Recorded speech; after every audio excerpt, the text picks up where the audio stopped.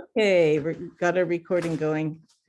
So thank you everyone for coming, and I'm sure we'll be having additional people come as we go along, but we'll get started with a welcome to everyone. A thank you to those who worked hard to let everyone know about the meeting today, and to Vanessa for the newsletter and the notice about the meeting, and to everyone who helped put it together. So Catherine Winkler, Rana, Hannah, of course, and Janice, all the people that have helped to put today's program together. A lot of appreciation to all of you, and welcome to everyone. You can say hello in the chat if you want to say your name and where you're calling in from, perhaps the traditional land that you're calling in from, as we're calling in from different places on Turtle Island today.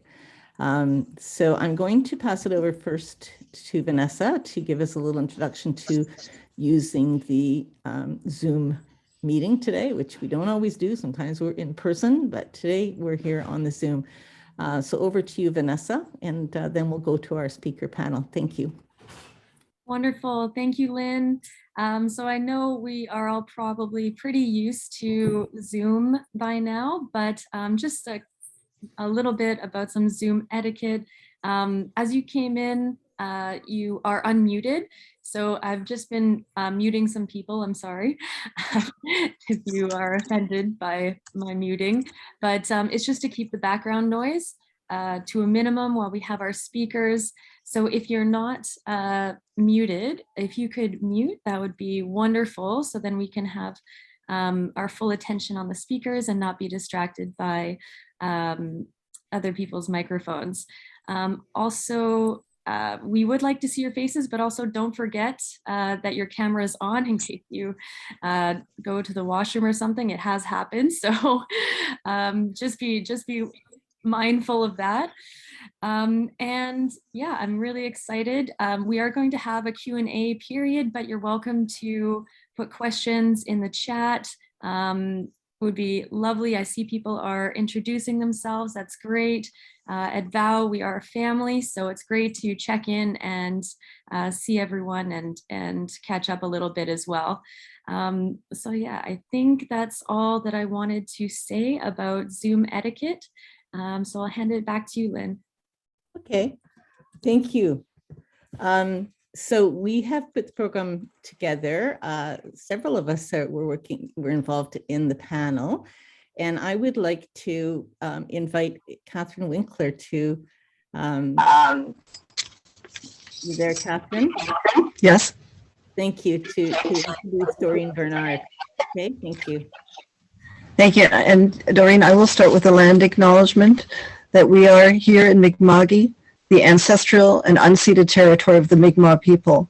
This territory is covered by the treaties of peace and friendship, which Mi'kmaq and Wolastoqiyik Maliseet peoples first signed with the British Crown in 1725. The treaties did not deal with surrender of lands and resources, but in fact recognized Mi'kmaq and Wolastoqiyik Maliseet title and established the rules for what was to be an ongoing relationship between nations. And now it is my great honor to introduce Doreen. Doreen Bernard is a Mi'kmaq grassroots grandmother, water protector, water walker, and survivor of the Shubenacadie Indian Residential School. She has a BSW from Dalhousie University and an MSW Aboriginal Field of Study from Laurier University. Her 20+ years of social work career focused on Native child welfare and community support with survivors and families of the Shubenacadie Indian Residential School, documenting the history and legacy of the Indian Residential School and the IRS Commemoration Project. Mi'kmaq activist Doreen Bernard walks the teachings that she shares, and she understands the waters. She protects the waters and the shores of the Shubenacadie River, a 72-kilometer tidal river that cuts through the middle of Nova Scotia and flows into the Bay of Fundy, is dear to her heart. She's quoted to have said, looking out at the water, The wind will pick up and you'll start hearing the water and the waves coming.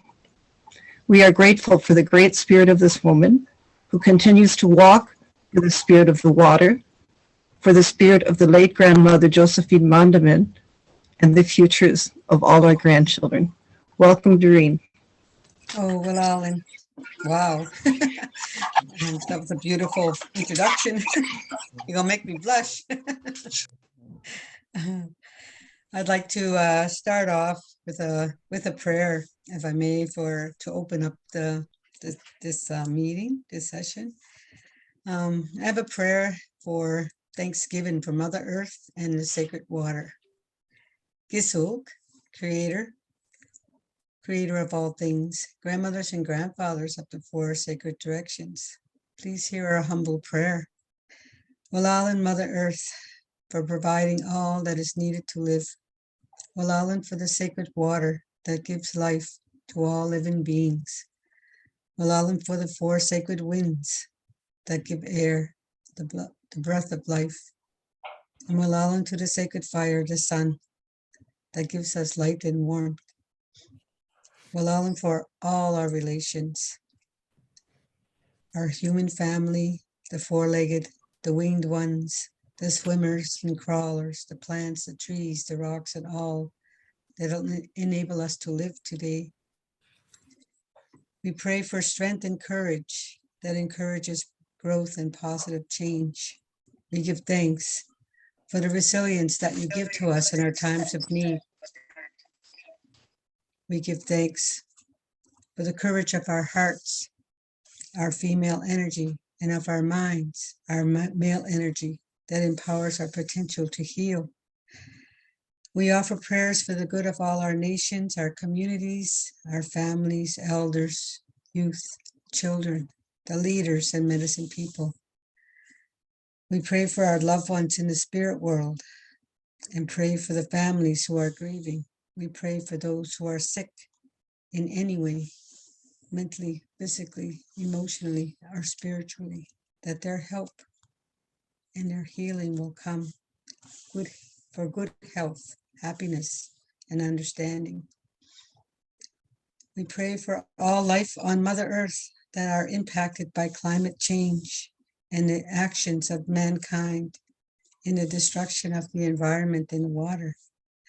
We pray for all those who are on the front lines to protect the sacred, being impacted by racism and hatred and government and corporate greed.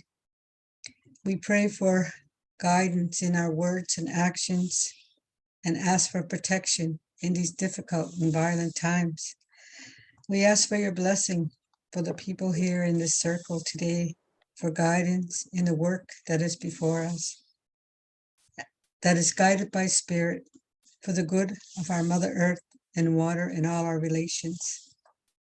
We do this, Gisuk, creator, so that our children and future generations, all our relations, will have a safer place to live and to grow, and will always know the sacredness of water, have clean water to drink, clean air to breathe, clean food to eat, and medicines for good health. We do this for the water. Msitnogama, all my relations.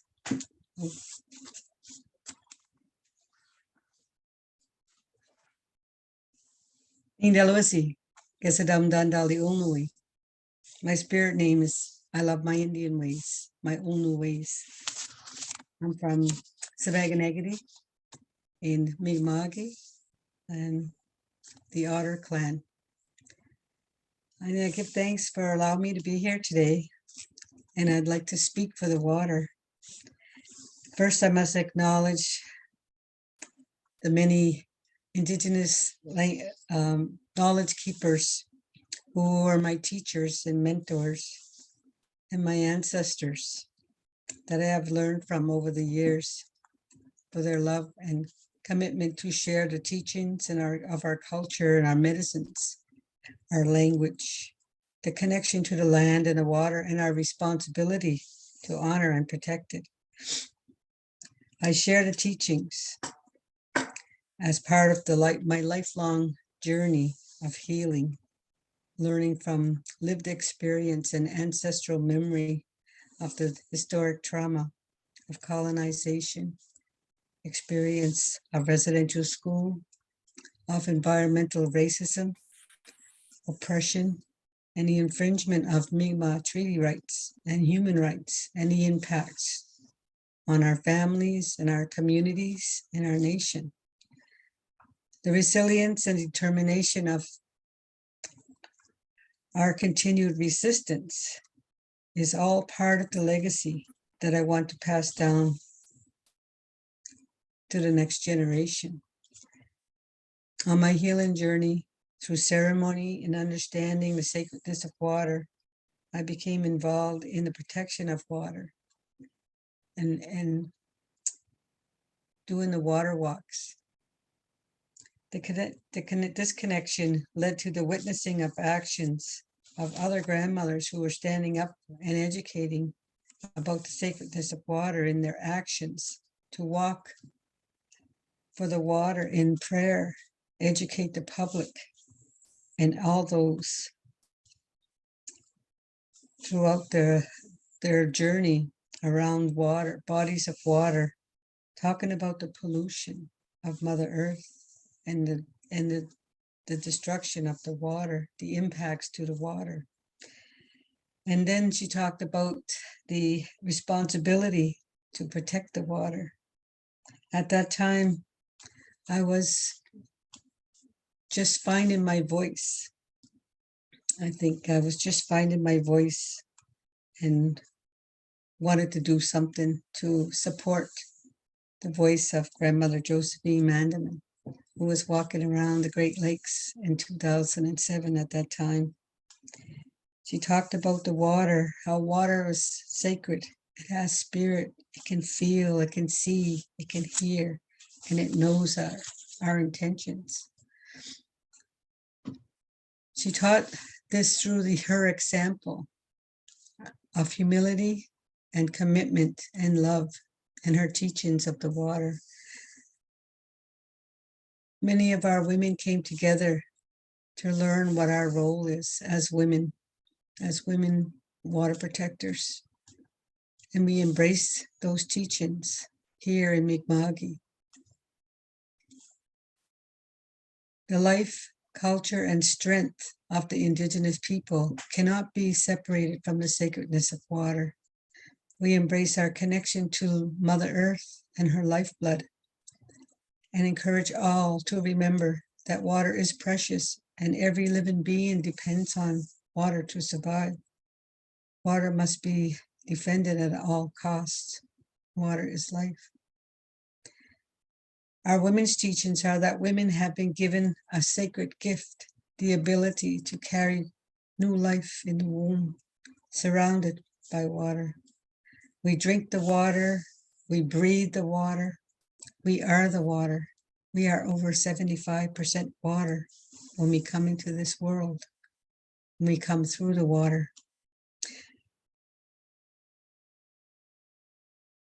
We carry the spirit of the water with us when we come into this physical realm from the spirit world.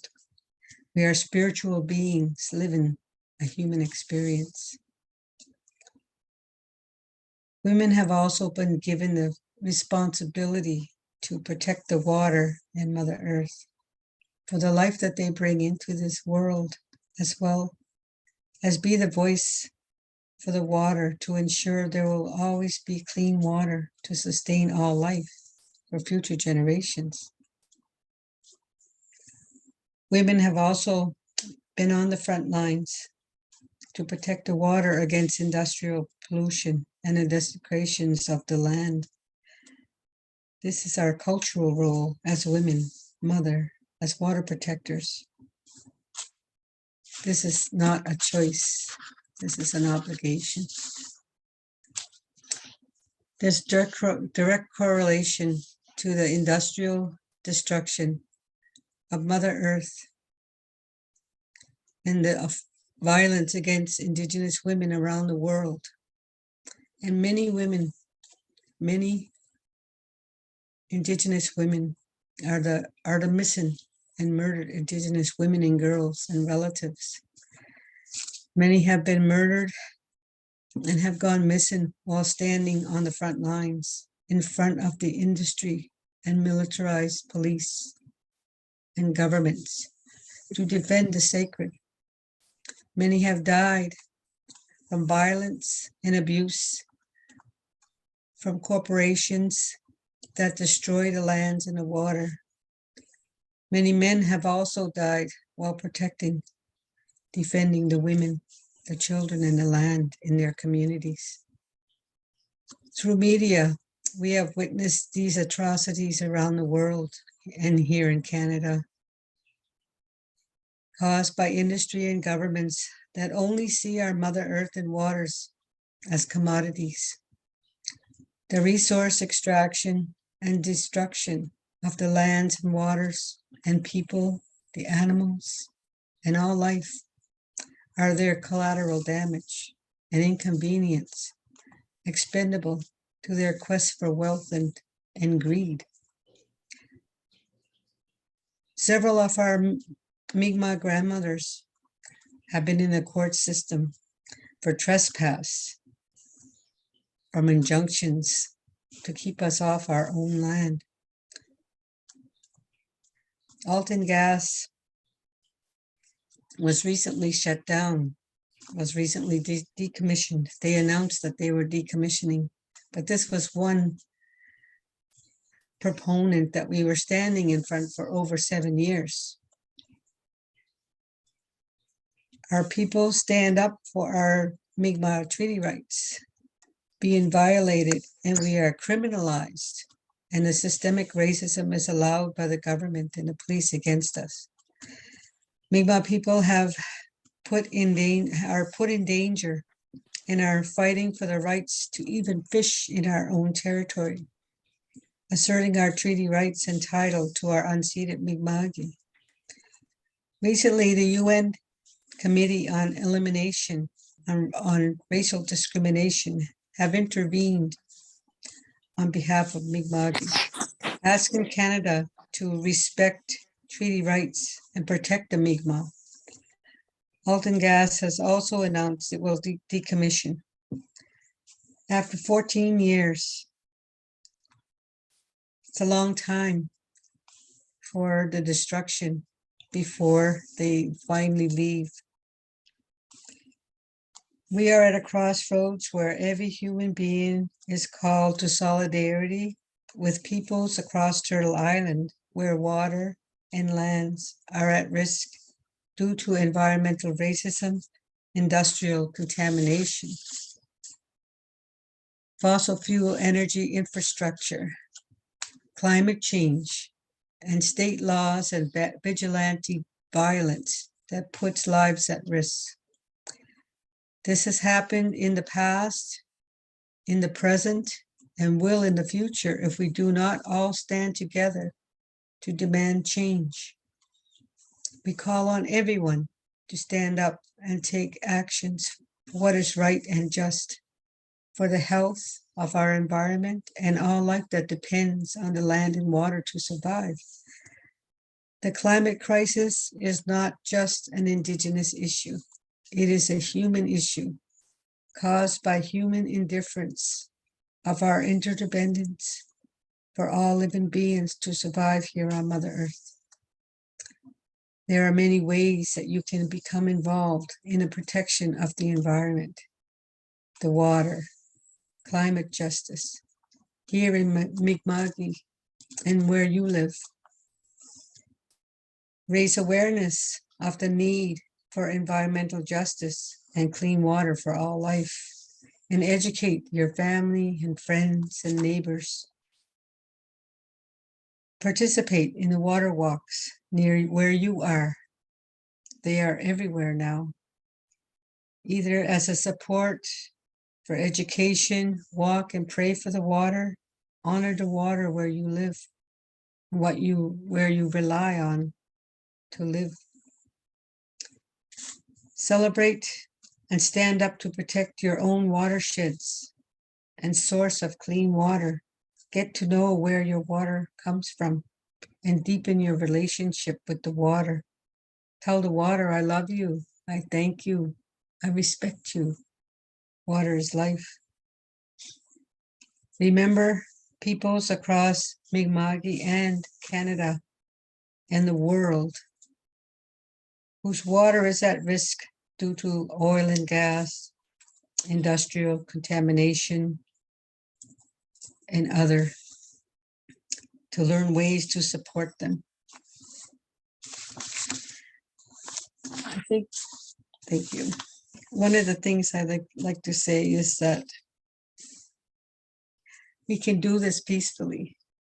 You know, the people who are fighting for their lands and their existence don't carry guns. They carry feather. They carry the smudge. They carry the love for the land and the people and all life. Peaceful resistance. We were witness to how they were treated in our own territories. And I'm sure others have witnessed how they tried to silence not only the Indigenous voices, but even the media that reports on these things. And this is not only happening here in Canada, it's happening everywhere. Creator hears, the water hears. So I want to just say that we need to continue to be united as women, to stand with those that are oppressed, to stand with those that are suffering in any way. A lot of our voice is needed in our communities. I think the silence of the women's voices in Indigenous communities is part of the colonization, you know, what they took away from us. And I'm going to say that the church had a lot of responsibility for what has happened to our traditional governance. And I really believe that they have helped to erase the role of women and the balance that's needed for our people to heal and to form the governance that's going to carry us through the next century. Well, we are still here. And this is something I'm committed to for the rest of my life. I've always been a voice for the children as a social worker. And I think I spoke a lot for the elders as a survivor of residential school. And in these years, in these last several years, it's been for the water, you know, for life, for continuance, for our future generations. I speak for my 9 grandchildren. Whenever I speak out, I think about what are we leaving behind for them? What are we going to do? And I think that was the message that Grandmother Josephine heard when they talked about those prophecies. They talked about the prophecies of water, you know, that pretty soon we're going to have to buy drinking water. And then the next prophecy was that if we don't take care of the water, it's going to be more precious than an ounce of gold. 1 ounce of water is going to be more precious than an ounce of gold. We are at those times, you know, those prophecies were meant to wake us up, you know. And I think of those things, and I always feel that we are the sleeping giants that have awoken our people. And I think we can make a difference in the world because many people have embraced our traditions and our culture, our philosophy to life. And we have many more people on our side to make these changes than not. Put it that way. I'm very thankful to be able to come here and speak. Alalan.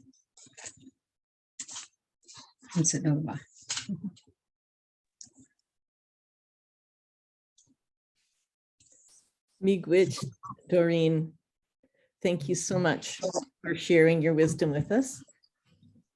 It's really important. Yeah, powerful and beautifully spoken, as Tamara says in the chat there. We very much appreciate you being with us. And this is the grounding spot that we need to do all our activism from. We need to be aware of the earth, the air, the water, all that's precious to us that sustains life. And you've shared that with us. So thank you. Yeah. So the agenda has been posted in the chat. I want to just do that. But before we do, I'll just say I do have some tobacco, just a little tobacco here, because I was thinking about you, Doreen, today. And we're not in person, so we can't kind of light sage altogether. But I'm just going to light this little bit of sage in my own dish here to as an appreciation for your sharing your wisdom with us. Oh. Thank you. So do we have a question or two for or comment or response from people in our group today? We do have a few minutes for that right now. Let me ask. I can't really see though. Let me see. I can change my view and see if I can see if people are, you know, if you could mark with the raise hand under the reactions button at the bottom of your screen, then I should be able to see if you raise your hand.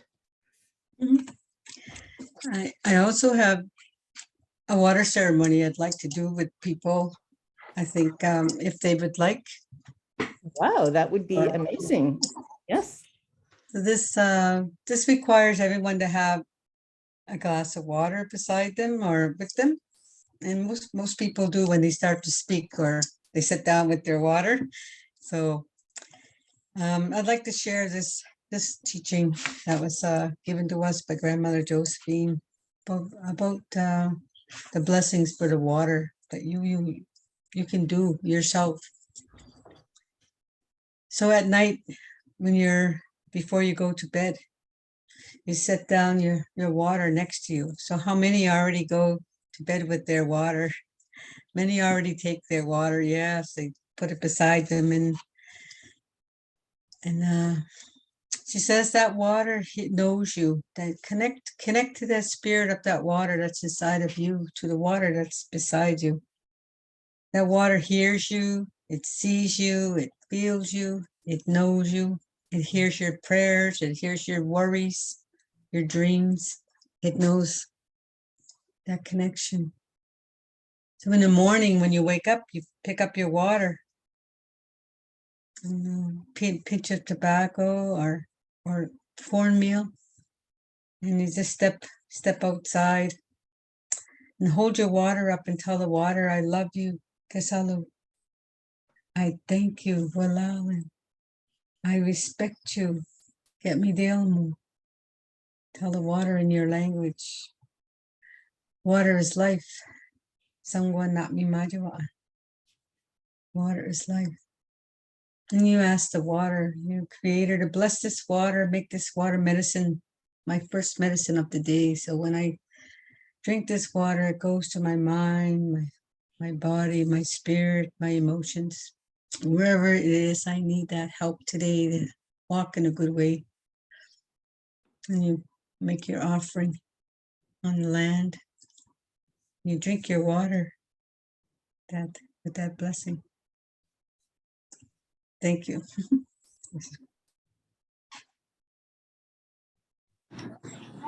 Walalan. Miigwech, thank you again. Beautiful. I cannot tell if anyone has a comment or question they would like to share. I cannot tell. So maybe you could request to unmute if you would like to share. Christine, did you have your hand up earlier? Christine Nugent? I might have seen that. See anything here? I don't see it now.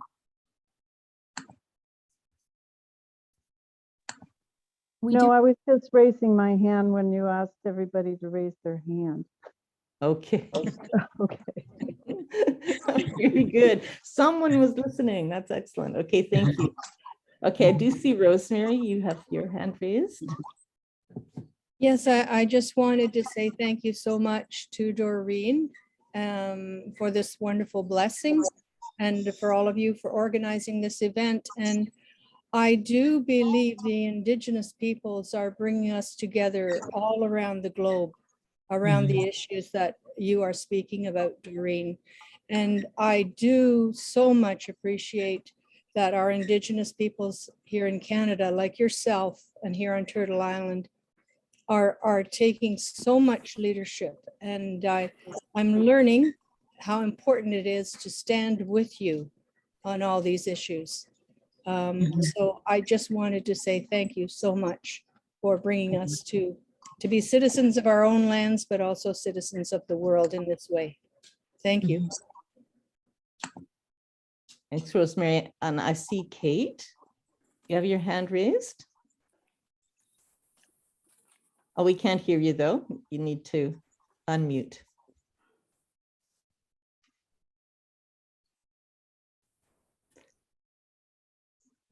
Are you, or yeah, maybe you're unmuted now. Try it, Kate. Nope, can't hear you. Vanessa, are you able to unmute Kate?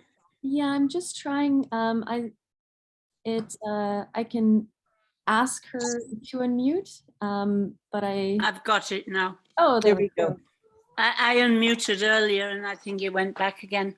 Thank you very much, Doreen. Water has always been very important in my life and supported the water walks and everything. I'd just like to know Doreen's thoughts on the tragedies we're having in the West and in the East with the flooding and the water being not so friendly, if you like.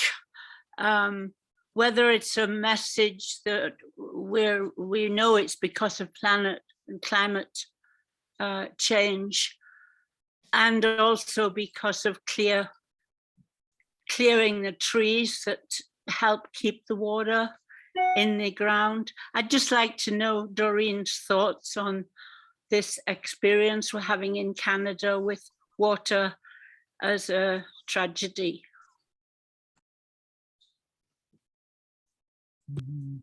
Well, I think when I see the, like last year, when there was the fires, many fires, and they were talked about as well as in prophecies, those fires. And the water was also talked about in prophecies. But what we looked at, when those, they call them natural disasters. You know, are they preventable?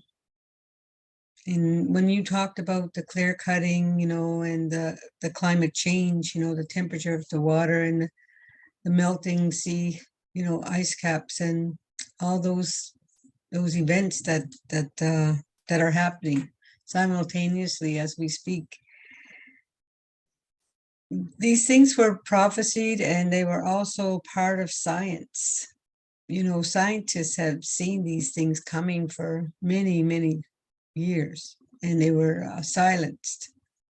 As you know, a lot of the research and a lot of the science, they were totally silenced in Canada. The whole, you know, science department was just stopped. I mean, they just disbanded it because they knew that this was coming. And it's sad what they've done, governments have done across the world to silence the inevitable, the climate change and the things that are happening because of our imprint on the land and the water and the air, everything around us in life. So it's something that I think it's speaking to us. Those are the messages to me, is like when the water, if you just stood still by the water and spoke to the water, it will acknowledge you in some way. You'll feel that, see that, feel it, or experience it in some way. What's happening out there, like when we say water is life, water can also take away life, as we see the oceans and the fishing disasters, the fishermen lost at sea. We see the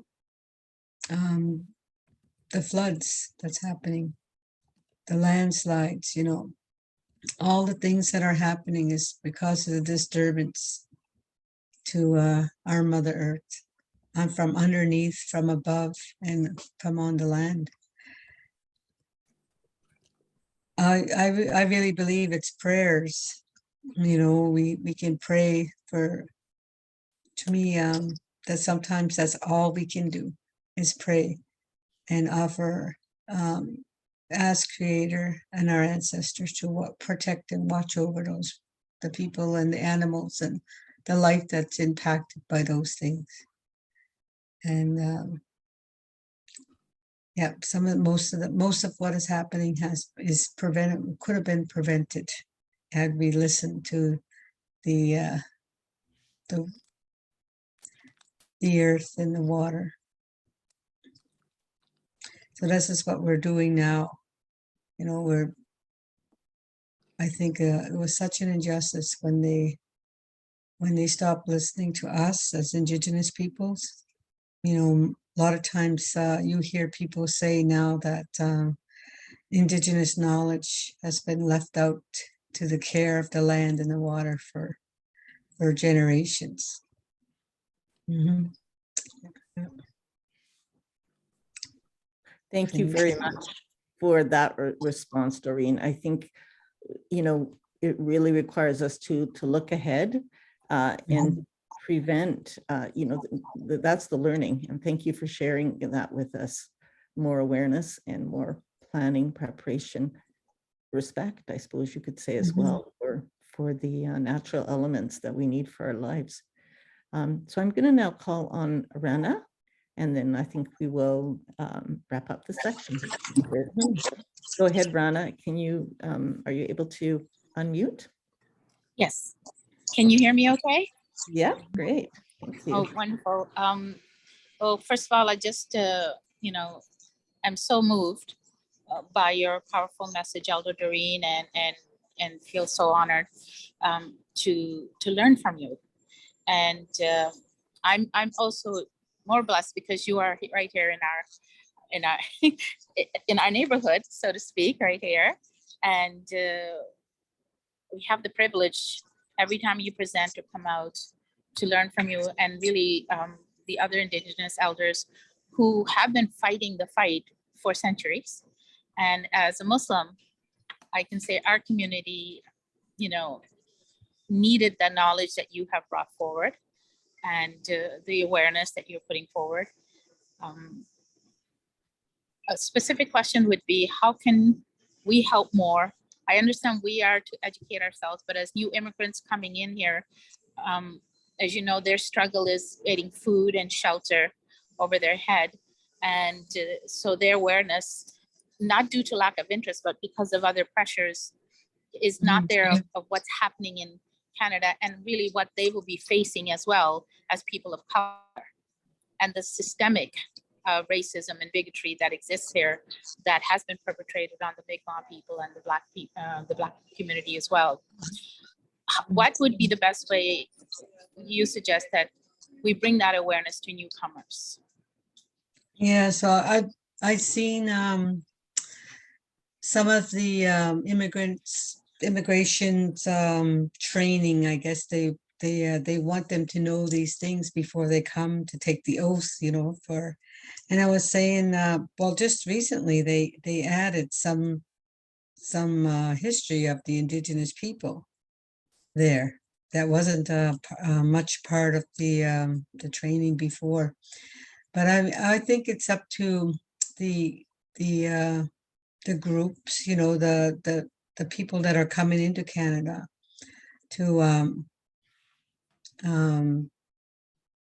look for those answers when they come, because to reach out to community, like in the communities they're coming to, there are many friendship centers and indigenous communities that would welcome the to me, they would welcome the inquiry into, you know, into who they are, and to teach people that are coming into Canada and what to look out for, and what you know, what is needed to protect themselves as immigrants and as indigenous people from their lands coming in, you know. And I think it's really important that that connection is made.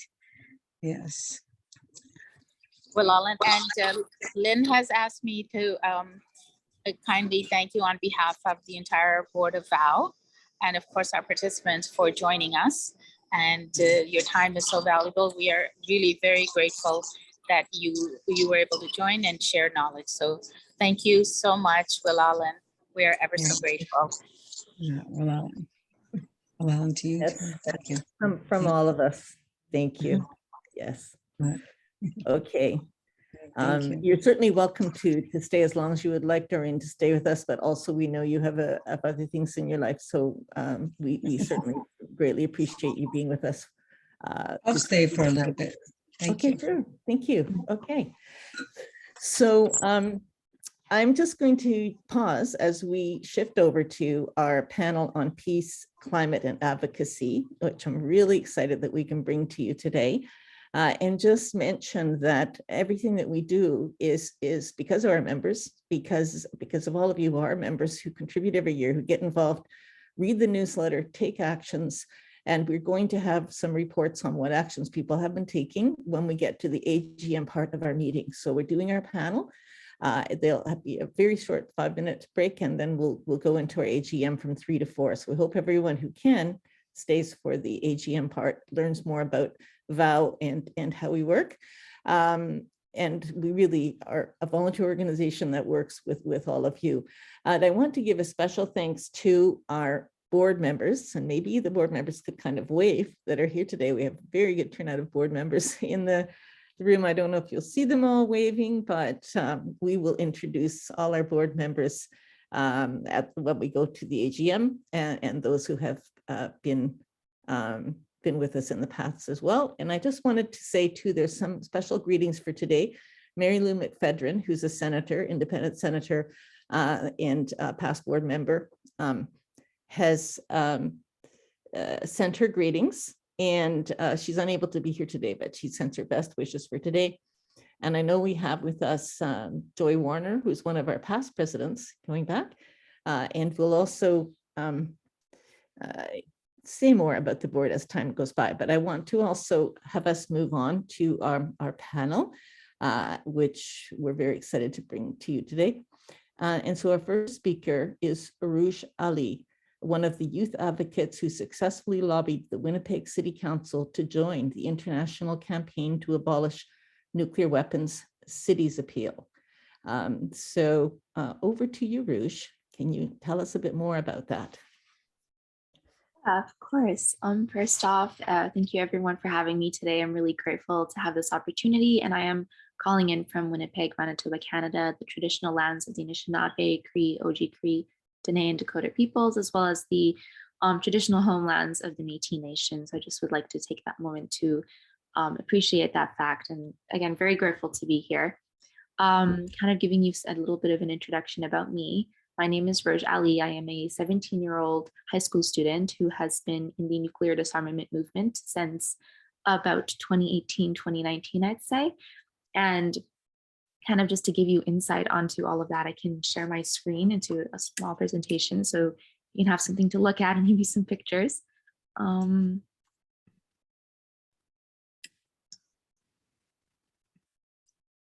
right, can everyone see my screen okay? Looks good. We are seeing the side panel. Okay, here we go. Yep, there we go. Thanks. Perfect. Thank you so much. All right, so to start off and just give you some insight onto myself and how I got inspired to join the movement, I would need to kind of take you back to 2018, 2019.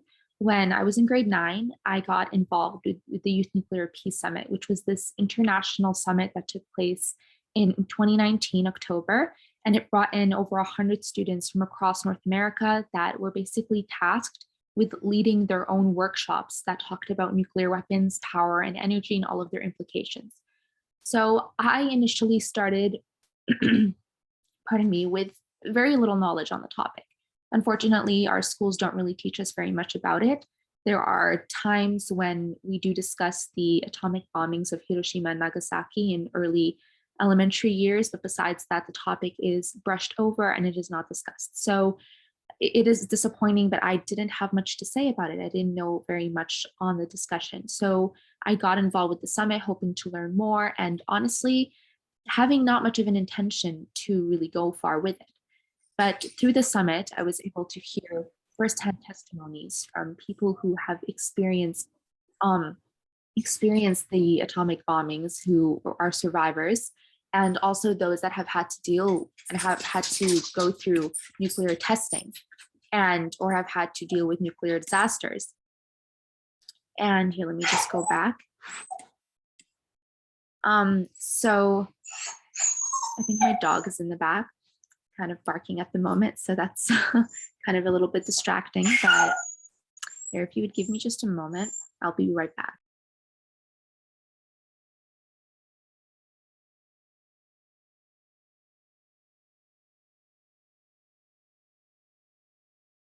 Okay, while Rouge is taking care of her dog, this is Lynn again, and I'd just like to say that I'm very pleased that Setsuko Thurlow has been able to join us here today. Setsuko, I think people on this call will know, accepted the Nobel Peace Prize on behalf of the ICANN movement. And we're extremely pleased to have you here today and recognize your role, Setsuko, in bringing this forward. So thank you and welcome to our session today.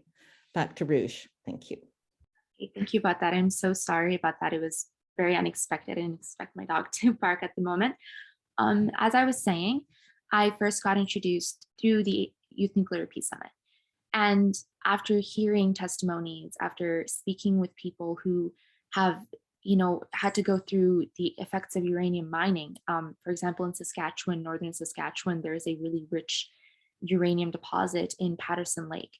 And the Indigenous communities in that area have had to suffer greatly because of it. So through hearing all of that, it inspired me to take on the activism work and learn more about it, because it was the simple fact that so few people knew about it, and the people around me, my peers, had no concept of the topic, was frightening and disappointing, frankly, because I was shocked knowing the implications, knowing how prevalent it is in the 21st century, going hand in hand with climate change as well. It was baffling to me that so few knew about it. And so from that point, I decided to personally take just part in like smaller things like webinars and conferences. And through the years, I just, networked and met more amazing, phenomenal people that got me more introduced to the conversation and brought me into the fold. And this is kind of where I got introduced to many organizations that later on helped me in kind of co-running the ICANN Cities Appeal campaign.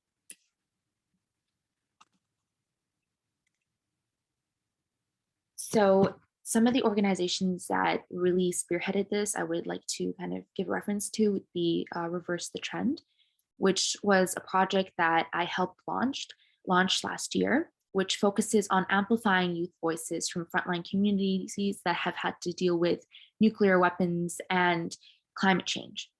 So through Reverse the Trend, I met many amazing people, and I was really moved to do something, but I didn't know what to do. I didn't know how I could do something on a local level within my own community to bring about awareness on this kind of topic. And so my colleague and I, who unfortunately was not able to make it to this call today, were doing some research and learning more on the Treaty on the Prohibition of Nuclear Weapons, which is what the ICANN Cities Appeal is focused on, as it is the first comprehensive treaty of its kind to ban the use, threat of use, distribution, manufacturing, etc. of nuclear weapons. Now, this treaty went into force on January 22nd of this year. So my colleague and I, with that in mind, found about the ICANN Cities Appeal, which is a call to municipalities to support the TPNW, with the hope that if enough cities in a country or a nation or wherever you're based support the TPNW and sign on to the ICANN Cities Appeal, they themselves can push their federal governments to also support and sign on to the TPNW. And Canada, unfortunately, is not a signatory to the TPNW. And many discussions that have gone about the TPNW within the Canadian government have kind of been very bleak. There hasn't been much info on it.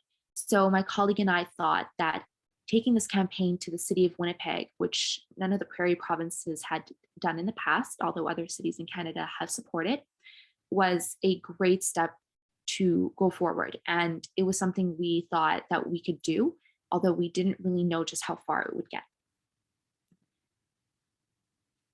And I'll wait for the slide to, okay.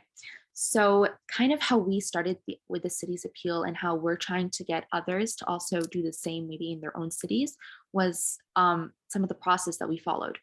First off, we decided on the goal, and the goal was to get Winnipeg to support the ICANN Cities Appeal and endorse the appeal, and also basically make a statement saying that the city of Winnipeg is against nuclear weapons. And we wanted our own city to get to that point. So we started to do research. We started to do research on the topic, and we started to also gather support, because we knew that within our own city, in order to get this to city council, it needed to have a network of support already present. And this meant a lot of things. This meant speaking to advisors and getting endorsements from various organizations and getting support, some of which included this organization, Voices of Women for Peace, and many others like the Canadian Network to Abolish Nuclear Weapons or Rotary Club of Winnipeg. So we reached out to organizations we felt believed in our goal and believed in the power of youth voices in bringing this kind of campaign to their cities. So we got their support, and in getting their support, we continue to grow. We continue to grow in making presentations to city councilors and honestly doing everything we could to get the city of Winnipeg to realize the importance of this goal and realize the importance of the TPNW and why nuclear weapons are something that are so prevalent today and are not a topic that should be brushed under the rug, as unfortunately they have been for many decades now. As we continued to network and gather through the bureaucratic process, we found that most people believed in abolishing nuclear weapons, but they lacked lots of education.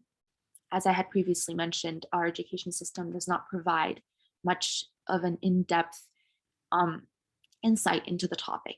And so many of the people that we spoke to had no prior knowledge on it at all, actually. But just by giving them a short 10-minute presentation, they were able to understand why it was something that the city of Winnipeg should care about. Because with nuclear weapons, they impact cities, they impact civil society, and they impact civilians in cities, and honestly, anybody. It's not limited or so focused on one particular group. It doesn't discriminate. And that is a horror of it, is that these weapons don't discriminate between who they are targeted at. With that, we really continued to grow and worked on getting everyone to understand the importance of this. And through the support that we gathered, through the presentations we did, we were able to get it to City Council. And luckily, we received a unanimous vote in approval to endorse this campaign, which was a huge milestone for us. And we were so happy about it, because this meant that this was now in in the midst of civil society. This was now a topic that was out in the open, and the people of Winnipeg were aware of it because we had several articles put out from CBC or the Winnipeg Free Press, and we just continued to grow enormously. And we found that a lot of other people were wanting to do the same within their own cities as well, but they didn't know how to. And in having been successful in Winnipeg, we wanted to continue that growth. We wanted to also get others to do the same, because being able to co-lead this campaign, the two of us, with the help of all of our advisors and endorsing organizations, we were really able to make progress and make a change that is going to make history in Winnipeg, and hopefully other cities in our province could do the same. And from that point on, my colleague and I really worked on advocacy work. We worked on getting youth more involved, and a lot of that meant communicating. It meant talking to youth and teaching them, because education is lacking on the topic. And if more youth had opportunities like the Youth Nuclear Peace Summit or others to be brought into the fold and taught about the importance of nuclear weapons and climate change and energy and all of their implications, we believe that those youth can take their own initiatives, can take their own lead on making a change that is positive and working towards a world free of nuclear weapons. And through the years, we've noticed there's been growth. There has been growth and engagement from youth, because many youth are looking for things actively. They're looking for things to get involved in, and they're looking for something to focus on when they're getting into high school specifically. And as we've seen in the last few years, the climate change movement has grown drastically. It has garnered so much attention on the international level. And we believe that the nuclear disarmament movement is on that path as well, because it has so many ties that relate to climate change. And both topics are very prevalent and recent in the 21st century. You can't talk about one without discussing the other. And so in our work, we've worked with many organizations that have been trying to implement more youth voices in their initiatives, because youth are the future, and many of the policy decisions that are being made now are going to implement our youth in the future. So giving them that opportunity to speak on these discussions and actually voice their own opinions is going to be the most proactive and sustainable way of creating a future where greater numbers of young people are feeling passionate about topics that will affect them down the road. Some of the organizations that I've personally gotten a chance to work with and I've noticed have really taken a focus on youth initiatives would include this organization, of course, and also others like the International Physicians for the Prevention of Nuclear War Canada, as well as Reverse the Trend Canada, which I am a youth coordinator for. These kinds of organizations have taken a lead to really implement youth voices, and many more, of course, are also taking that initiative, because youth are looking for these kinds of opportunities and they do want to take a lead. But with a topic like nuclear weapons, it is very broad and it can sometimes feel somewhat daunting. It can feel overwhelming because it is such a broad topic and it has so many aspects to it. But I don't believe that that should be a reason to stop or scare people from from taking a lead, from taking on the discussion, because it is relevant. But the only way to really get about doing that is getting the education out there and focusing on encouraging youth and giving them the voice that they need in order to talk about it and just find an interest in engaging. And we've noticed a lot more youth have taken to doing that. So continuing on with that, we've kind of noticed ourselves that youth are the future, as we ourselves would feel that we've been able to create, even a small impact. We do feel that if more youth took part, it would get somewhere more down the road and in the future. And if more organizations and people took an interest in advocating and amplifying for youth voices, that change can be made, and the future can be a lot brighter than we've had it been in the past few years, and having nuclear weapons be an issue that have not been discussed whatsoever. So that's something we've been very passionate about, is implementing youth voices in advocacy. and getting it out there to young people, because their voices need to be heard and their perspectives on these topics are actually very relevant and many times can actually inspire many others to take charge. Seeing young people feel so passionate about a topic is inspiring for many. I mean, for myself, of course, whenever I hear testimonies or hear from speakers such as Setsuko Thurlow, who's on this call, I believe, it's inspiring and moving, and it makes me feel like I myself can do something that can mean something in the future. Even if that small change is small, let's say, I do believe that it builds into the bigger picture. And from my own work, I've noticed a lot of other youth have also wanted to take on that role. And as someone who's been doing it for a few years now, I want others to also feel inspired to do it as well. And that does mean through the I Can Cities Appeal. And that means through other initiatives and opportunities that you can take part in. Because for the I Can Cities Appeal, it was a small team that we did it here in Winnipeg. It was my colleague and I, and then we also had other youth who did research or were supportive of it. But unfortunately, again, it is a really large topic that sometimes feels scary to take part in. So we're passionate about that, and we've worked on trying to get others to take part.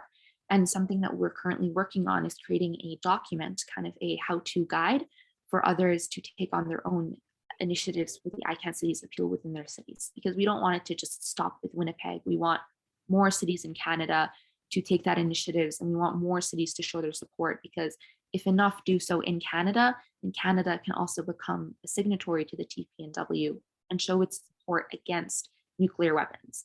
So as we continue navigating that process and working with people we feel believe in the movement, believe in the work being done, and believe in a future free of nuclear weapons, we're finding that that hope is definitely still there. And this isn't something that should just be ignored at all. And social media is a really important aspect that we've taken a look at as well, because that's how youth engage these days, is through social media. That's something that we believe must be implemented in many ways. And we've already found many organizations and groups of people have taken social media to really advocate and reach out to youth. Something that I've been working on social media related is an educational page called Gen No Nukes that my colleague and I founded. And the purpose of Gen No Nukes is to provide education on the topic of nuclear weapons, power and energy, and all of their implications, because we believe with that kind of information out there and with creating posts that can capture the attention of young people, we can get them curious about the topic. And to get involved in this just starts with a small curiosity, as it was with me years ago, was a curiosity on the topic that I hadn't intended to get so far in, but I'm very grateful I did. And I'm very grateful for the wonderful people that I've gotten a chance to work with. So social media is a factor that really must be considered, because that is the future of advocacy. It is a huge role that plays into how people communicate, how people learn about topics. It's simply just through like an Instagram account or somebody reposting something. That's how many are hearing about events, and that's how many are feeling relatable. They're feeling like they can relate to the topic, and feeling as though the topic, if they're seeing it on Instagram, it gives the sense that others are also taking part, and that it's not lonely, and that there are people who are supportive of it. And that's something that I myself have found to struggle with sometimes, is it can feel lonely with sometimes not many people doing things themselves or not knowing about the topic. It can feel very isolating. But the more people take part, that feeling quickly goes away, and realizing that there is a support system in place and people do want to hear about this topic. And this topic plays hugely into the climate change movement as well. So bringing those two together, we can really create a sustainable, long-lasting change that won't just stop with the I Can Cities Appeal in Winnipeg, but will actually go further on in getting other organizations to create their own versions of initiatives, and getting people within their own cities and networks to also take a lead, because it is possible. And it starts small from a community, but it works its way up. And in time, it does create a change. And that's something that we have to remind people frequently, is that although the topic is very grand, it is something that relates all of us on a much deeper level. Because at the end of the day, when a nuclear bomb is dropped, it is harming innocent civilians. It is the civilians and the infrastructure of a small city that are suffering from nuclear weapons a lot more than, let's say, the people in our government. It's kind of the people within a smaller country that are being impacted, and it leaves such a long-lasting impact. So knowing this, and knowing that we as the world have been basically walking on a tightrope for over 75 years now, is scary. But keeping that thought in mind, we can really try to work towards a future where that's not a concern we as civilians need to worry about. The civil society can actually take action, and this is something that everyone can do from their own cities, whether that's social media outreach, or leading their own initiatives, or even collaborating with organizations through things like internships or webinars, conferences, you name it, whatever can bring more attention to young people and also just the general public on the importance of this topic, is going to guarantee and mean that this is going to go on for decades in the future. And this work is not just going to stop with one or two initiatives or with one group of people, because it's meant to go further than that. And it's really meant to reach a grander audience, because with that, again, that change is completely possible. And I myself have witnessed that change already start in seeing people feel inspired to take on the work themselves. And that's all I really want, is just people to know about the topic, and they themselves find a reason within themselves to take it on and feel inspired to talk about it, because it affects us in one way or another. And kind of to, I guess, summarize something that Winnipeg is doing, is just, this is kind of the statement from the ICANN website that Winnipeg supported, or this is what we said to our counselors they would be supporting. And it reads, Winnipeg is deeply concerned about the grave threat that nuclear weapons pose to communities throughout the world. We firmly believe that our residents have the right to live in a world free from this threat. Any use of nuclear weapons, whether deliberate or accidental, would have catastrophic, far-reaching, and long-lasting consequences for people and the environment. Therefore, we support the Treaty on the Prohibition of Nuclear Weapons and call on our governments to sign and ratify it. This statement is very powerful in itself, because it gets straight to the point, and it shows that this is the goal here for Winnipeg. And this would be a similar statement that other cities would also be agreeing to in supporting the ICANN Cities Appeal and supporting such movements and supporting the TPNW itself, because it is the future and it is something that is going to have a really meaningful impact down the road.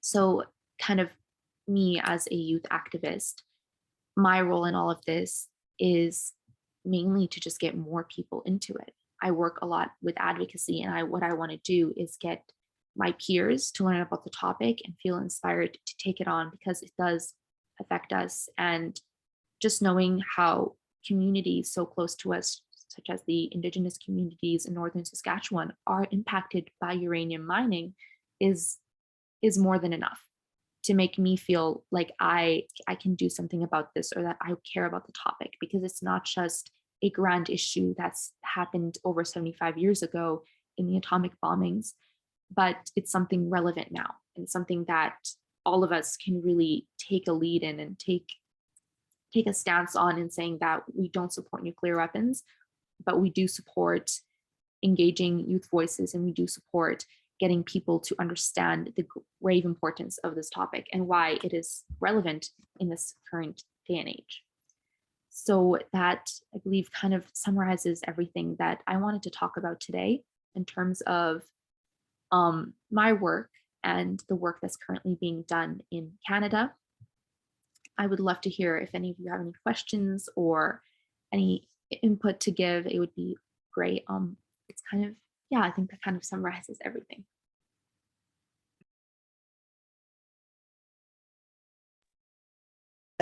Thank you very much, Rouge. And Vanessa, did you want to say a Yeah, word here? I would just like to say a big thank you to Roj for speaking with us today. I'm so happy we were able to have you on. It was really inspiring to learn about how you got interested in nuclear abolition advocacy work. And it is also a really good time to alert everyone that Science for Peace has just announced that they are having a Students Against Nuclear Weapons symposium coming up in January. And there is also a $500 prize for an essay contest. I'm just going to share my screen for a second. So this is on the Science for Peace website. There's their logo. And so I believe it's going to be around January 21st. And the student forum will look at reducing the dangers of nuclear weapons. And the essay contest is also on that topic. So just to alert everybody to that, Canadian Voice of Women for Peace has endorsed it. So we are sponsoring this symposium and essay contest as well. So once again, thank you so much, Roj, and I hope that more symposiums and students getting together will ignite even more activism in our youth. And so thank you so much for speaking with us today. Yes, thank you, Rouge. We're going to need to go on with our program, but I will invite anyone who would like to ask questions or make comments to do so in the chat. We really appreciate the work that you're doing, and we do really hope that other communities will pick this up across the country. So thank you again for sharing. It's my pleasure now to introduce the second person on our special panel here today, and that is Kasia Sequoia Slavner. And I've known Kasia since she was 14, so and came to our Voices of Women for Peace summer peace builder camp, and she just went everywhere after that. She went to the UN, I believe at 16, quite a young age or even younger. And then she, at 16, she made the film, The Sunrise Storyteller. And I do encourage you to take a look at the trailer, and we will be arranging a screening for the film at some point. And she's now working on her next film. But before I say that, I'll say she's also a winner of our youth prize, the Kim Fook Award. Every year, the Voice of Women for Peace gives awards, and Kasia is one of the winners. The Sunrise Storyteller is an award-winning film, really excellent. And Kasia is now making a film called 1.5 Degrees of Peace. And it has a website. We'll ask for the link to show up. The link should show up in your chat. To go to that, and recently traveled to Glasgow to do filming towards this project. So she's been a youth delegate more times than you can count, pretty much, to the UN, and also recipient of the Diana Award.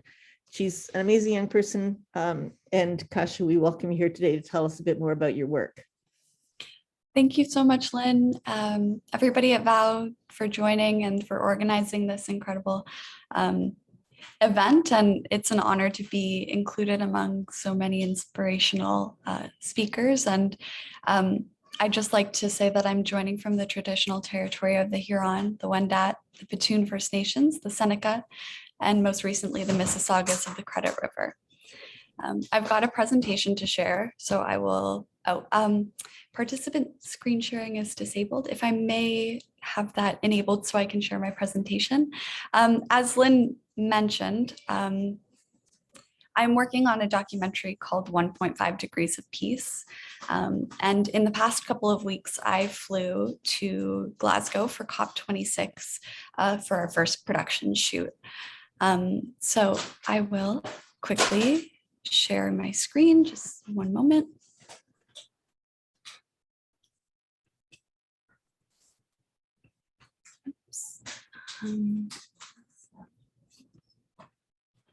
Sorry. Okay, so 1.5 degrees of peace are 0 degrees of separation.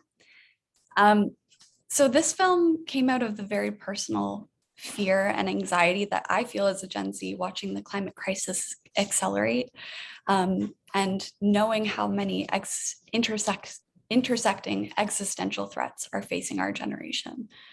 So many young people share in this intense anxiety, and are unsure of where they can channel their skills or efforts to make positive change. But young people are actively searching for hope and searching for a way to contribute to the issues that are facing our generation.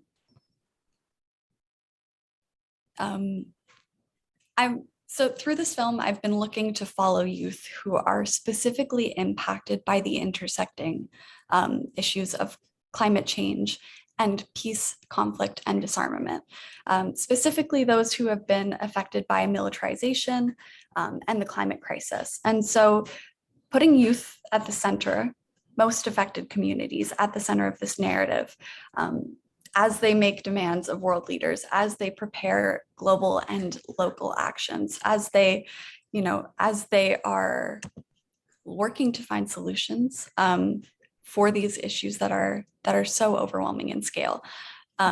It's my goal to highlight how intrinsically linked the two are to one another, but also to show how youth are at the forefront of breaking down silos between peace and climate justice movements.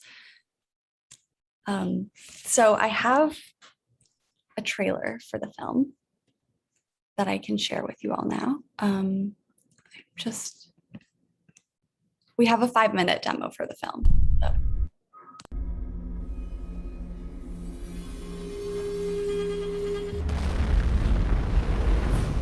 Peace and climate justice are more connected than we realize. I'm Kasia Sequoia Slavner. I'm a Gen Z documentary filmmaker and a peace and climate activist from Toronto, Canada. I've been feeling so much anxiety about climate change. Uncertain, frustrated that people are making decisions for our generation without taking our future realities into consideration. We're still struggling to achieve racial justice, peace, gender equality, and now more than ever, climate justice. The next generation is watching what we do.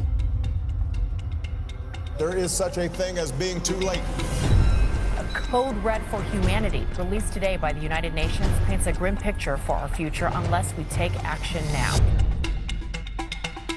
So I decided to look into some of the root causes, and I learned just how much military industries are contributing to environmental destruction. This is kind of missing from the climate conversation, but it needs to be a part of the conversation. I'm on a mission to show just how closely connected peace and climate justice are.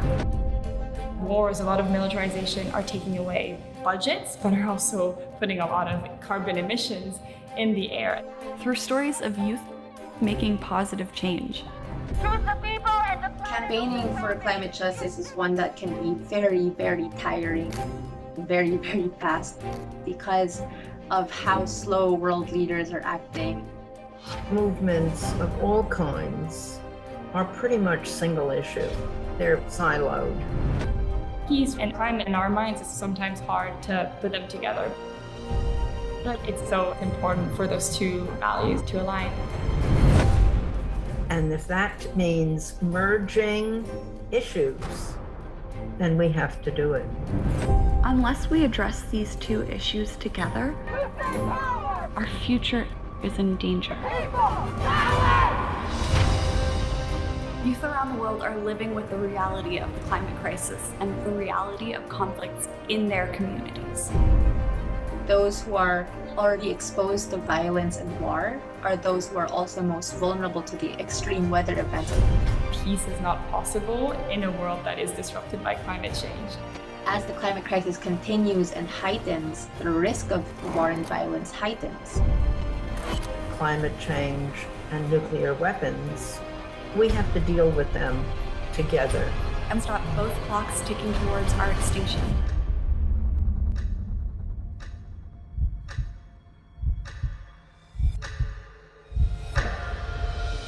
How can we turn our anxiety about these existential threats into bold action that holds leaders accountable?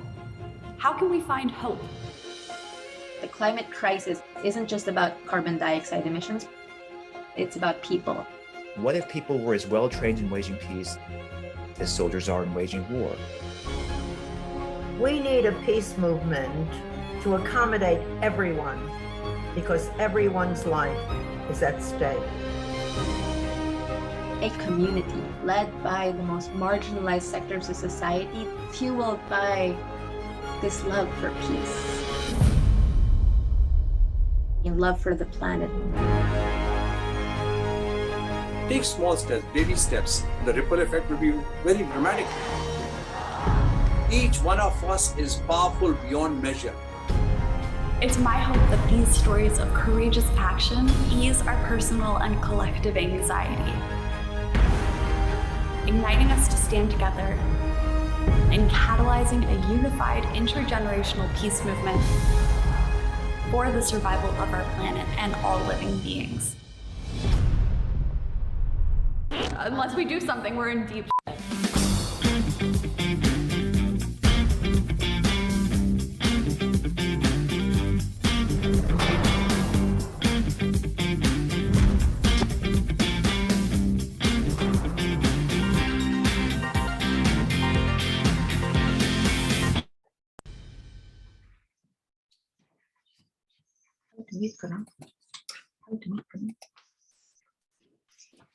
All right, so,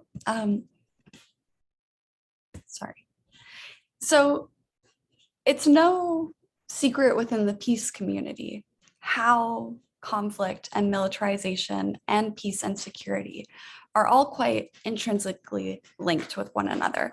But my question going into COP 26 was, is this conversation being held within climate activism spaces or at decision-making tables related to climate change at the global leadership level?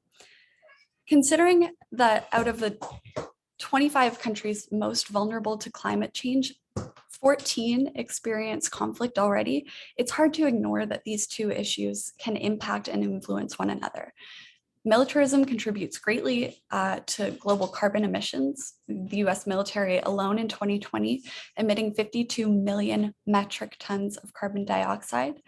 And some of the other connections I was hoping to see represented were how women and girls are disproportionately affected by both the impacts of climate change and conflicts, bearing the burdens of economic insecurity, structural violence, and inequality. And of course, with the increasing global temperatures, food shortages, famine, increasing in migration populations are also threat multipliers, increasing the potential for conflict and violence occurring. As I've been reaching out to youth climate activists, the concern is not only how militarism disrupts natural environments, but also how we're seeing military forces being used against climate defenders.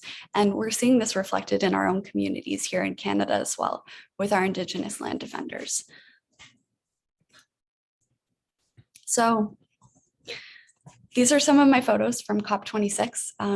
And, you know, as I was there searching for the intersection between these two issues, it was really discouraging to see how militaries were exempt from reporting their emissions. There was the largest delegation at COP26 was the fossil fuel industry, which is overwhelming and disappointing, seeing how it was taking away valuable spaces from those most affected by the climate crisis. But also,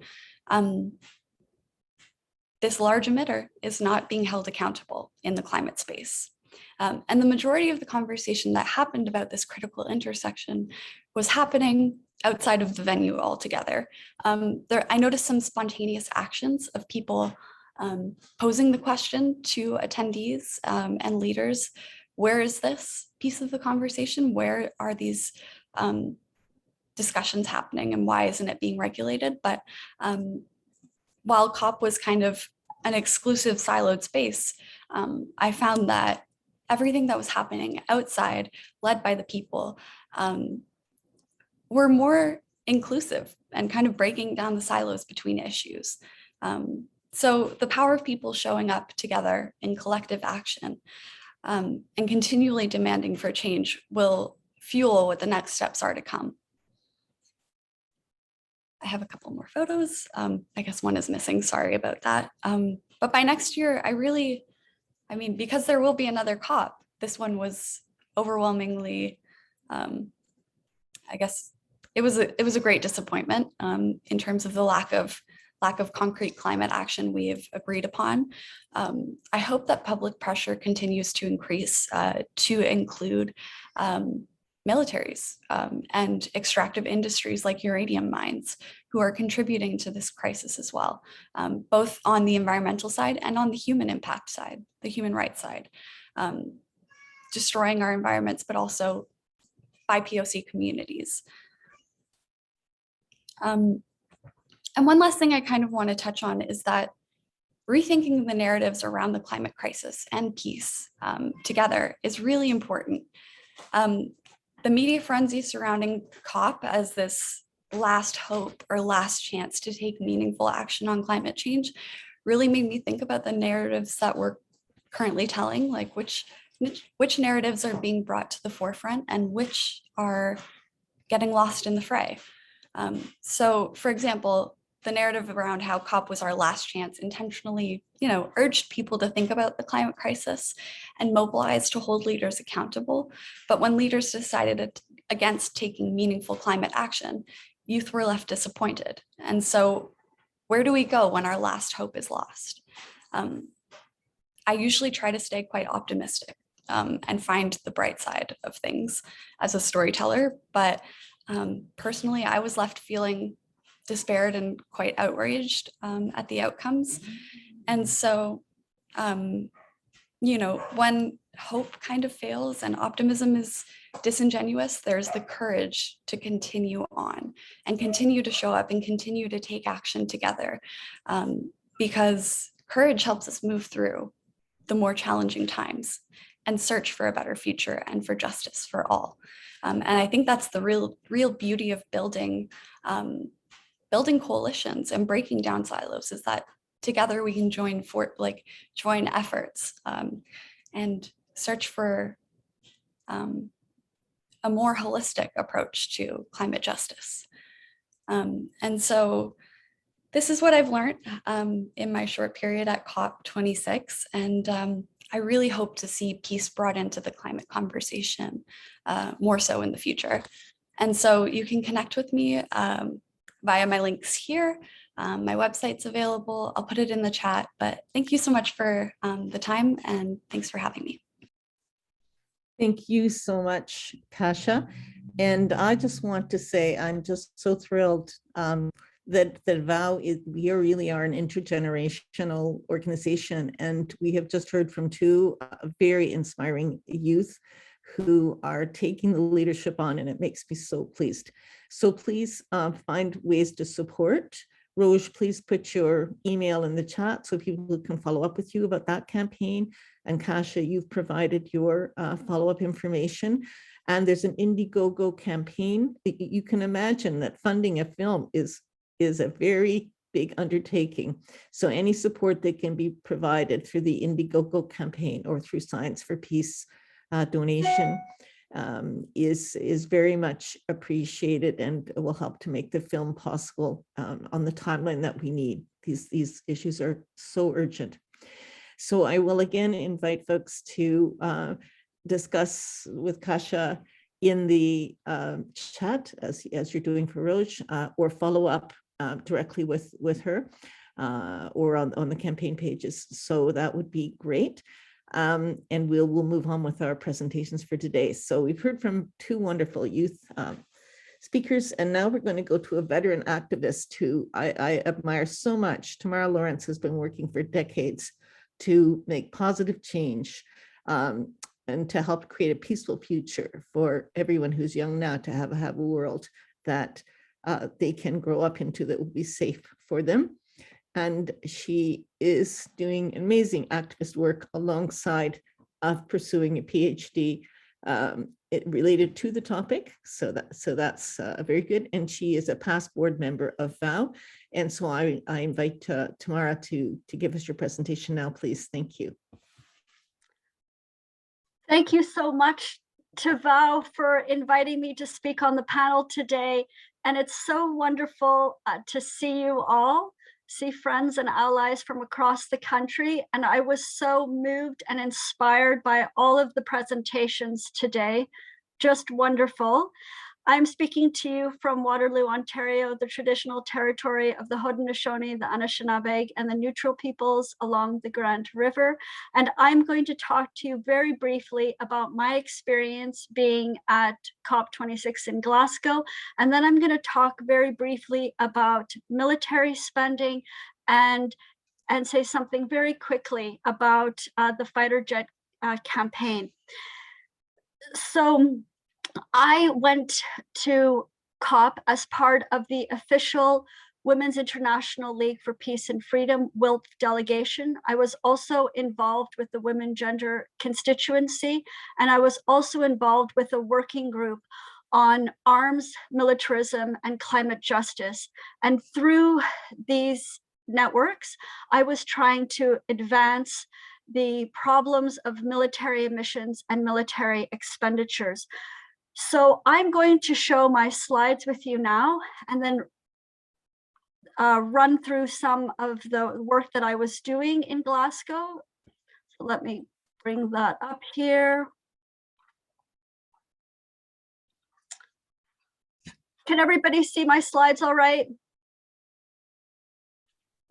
I hope so. Looks good. Looks good. Great, great. So here I am with the Canadian delegation. This was led by the Climate Action Network Canada, which is part of a global network of countries that have these climate action networks.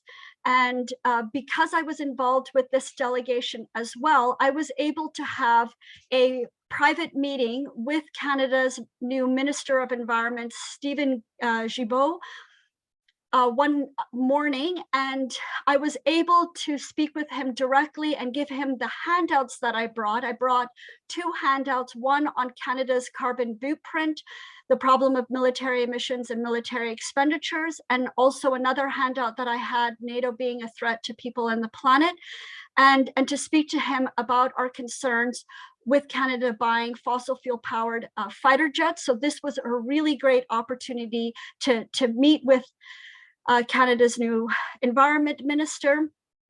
This is with the Women Gender constituency. This is an official body under the UN Framework Convention on Climate Change that tries to ensure that women and gender are integrated into all of the new policies and programs of the UNFCCC. One of the things that I was a little bit discouraged by was that peace and disarmament and demilitarization were not issues that were raised by the Women Gender constituency. They did advance really important issues, but this issue of linking demilitarization for decarbonization was absent. Here I am with our WILP banner, demilitarize, decarbonize, decolonize at the big People's March on the Saturday with 50,000 people on the streets in Glasgow. It was absolutely excellent. I was also involved with the People's Summit, and that was a 4-day event outside of the official blue zone, and that's where I learned the most, and I have some excellent resources that I will share in the chat with you, but I'm afraid I don't have time to speak more about what I learned at the People's Summit, except to say that there were very excellent, strong Indigenous voices both at the People's Summit and within the Blue Zone. There was an Indigenous Peoples Pavilion, and I will put in the chat that at the end of COP, there was a People's Plenary inside the Blue Zone. And a Canadian Indigenous young woman, a Coast Salish woman from British Columbia, Takia Blaney, she gave one of the closing presentations, and it was absolutely amazing. I would encourage you to listen to it. And then all of the observers and all of the activists marched from the People's Plenary out of the blue zone and joined the activists on the street calling for climate justice and a just transition. And that was very powerful event. Another highlight in Glasgow was being involved with some street actions with Extinction Rebellion and Earth Riot. And I am reminded about how important it is for us to have creative action in the work that we're doing, and also to use the art, music, and great colorful banners and interesting, creative, disruptive action are really needed more than ever. And we need to start doing that more in Canada, I think. And then I want to show you quickly some of the special graphics that WILPF Canada created during COP. This is one. Carbon intensive militarism is causing us to fail on climate change. This was targeted to Canada. So Canada's military budget is 30% of all federal departmental spending, and Canadian national defense emissions, carbon emissions from the Canadian military account for 61% of all federal government emissions. So Canada needs to demilitarize, to decarbonize. This is the graphic that we shared on social media. NATO is a threat to people and the planet. And this is because NATO demands that we increase military spending to buy carbon intensive weapon systems to stay interoperable with allies. And we have a message that NATO should be abolished to save the climate. We also put this graphic out at the end of COP. Net zero is a false solution. It means continued carbon intensive patriarchal militarism and capitalism. To save the climate, we need to keep it in the ground, and we need zero emissions, not net zero. And then at the end of the big climate summit, we released this important graphic. One of the priorities at COP was climate financing, and the poor developing countries were very discouraged that the wealthy developed countries had failed to reach the $100 billion target for climate financing to help developing countries adapt to the climate crisis. And so we created this graphic to show that NATO military spending since the Paris Agreement in 2015 has increased by $200 billion annually. So in 2015, it was about $900 billion, and now it's $1.1 trillion, and it's set to go up. So military spending is really an important issue, and we need to look at military spending as a source of climate financing. And this is something that I raised at the official meeting. I brought to the attention of many UN officials, different leaders, and it was something they admitted that they weren't considering. And so it's going to be incumbent on us as activists to put pressure on our government to move the money out of military spending and into our urgent environmental and social needs. And I want to share something that was extremely discouraging on the issue of military spending. So last weekend was the Halifax International Security Forum. It's a pro-military, pro-NATO conference, and our new Minister of Defense, Anita Anand, gave a speech at that conference, and I just want to read part of this, part of her address. She said, rather than cutting back on defense spending, our government has pledged to grow our defense investment by more than 70% between 2016 and 2027. We will not waver in this commitment. Our national interest demands no less. Despite the global pandemic, we are on track to increase our defense spending from $18 billion in 2016 to $32 billion by 2026. So friends, over this next crucial period that we need to decarbonize to stay within a climate safety zone and not to unleash greater catastrophic climate change, our government is going to increase military spending and buy new weapon systems. So this is the speech that our defense minister made last weekend. Then on Monday, the ambassador for Costa Rica to the United Nations was invited by Mexico. Mexico is the president of the UN Security Council right now. And Maritza Chan gave a very important speech, and she said to all of the UN Security Council members, including the United States, she said, Costa Rica urges all states to commence the phased and intentional reduction of military spending. Reduction is not only feasible, but also an imperative. Peace cannot be forced at the tip of a gun. Human security is required for global security. So this is the speech that she made, and Costa Rica has been leading on disarmament. Of course, it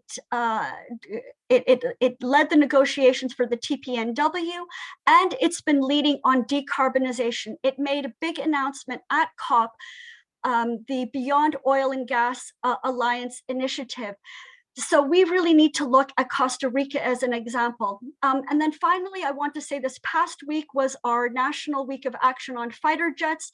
I don't want to take away Bianca's thunder here, but I just want to show you these pictures and let you know that WILPF Canada and VOW jointly prepared a letter that has gone to our Minister of Finance, our Minister Chrystia Freeland, our Minister of Defense, Anita Anand, and to our new Minister for Women and Gender Equality, Marcy Ian, to call on them to cut military spending and to cancel the fighter jet procurement, because there's nothing feminist about fighter jets.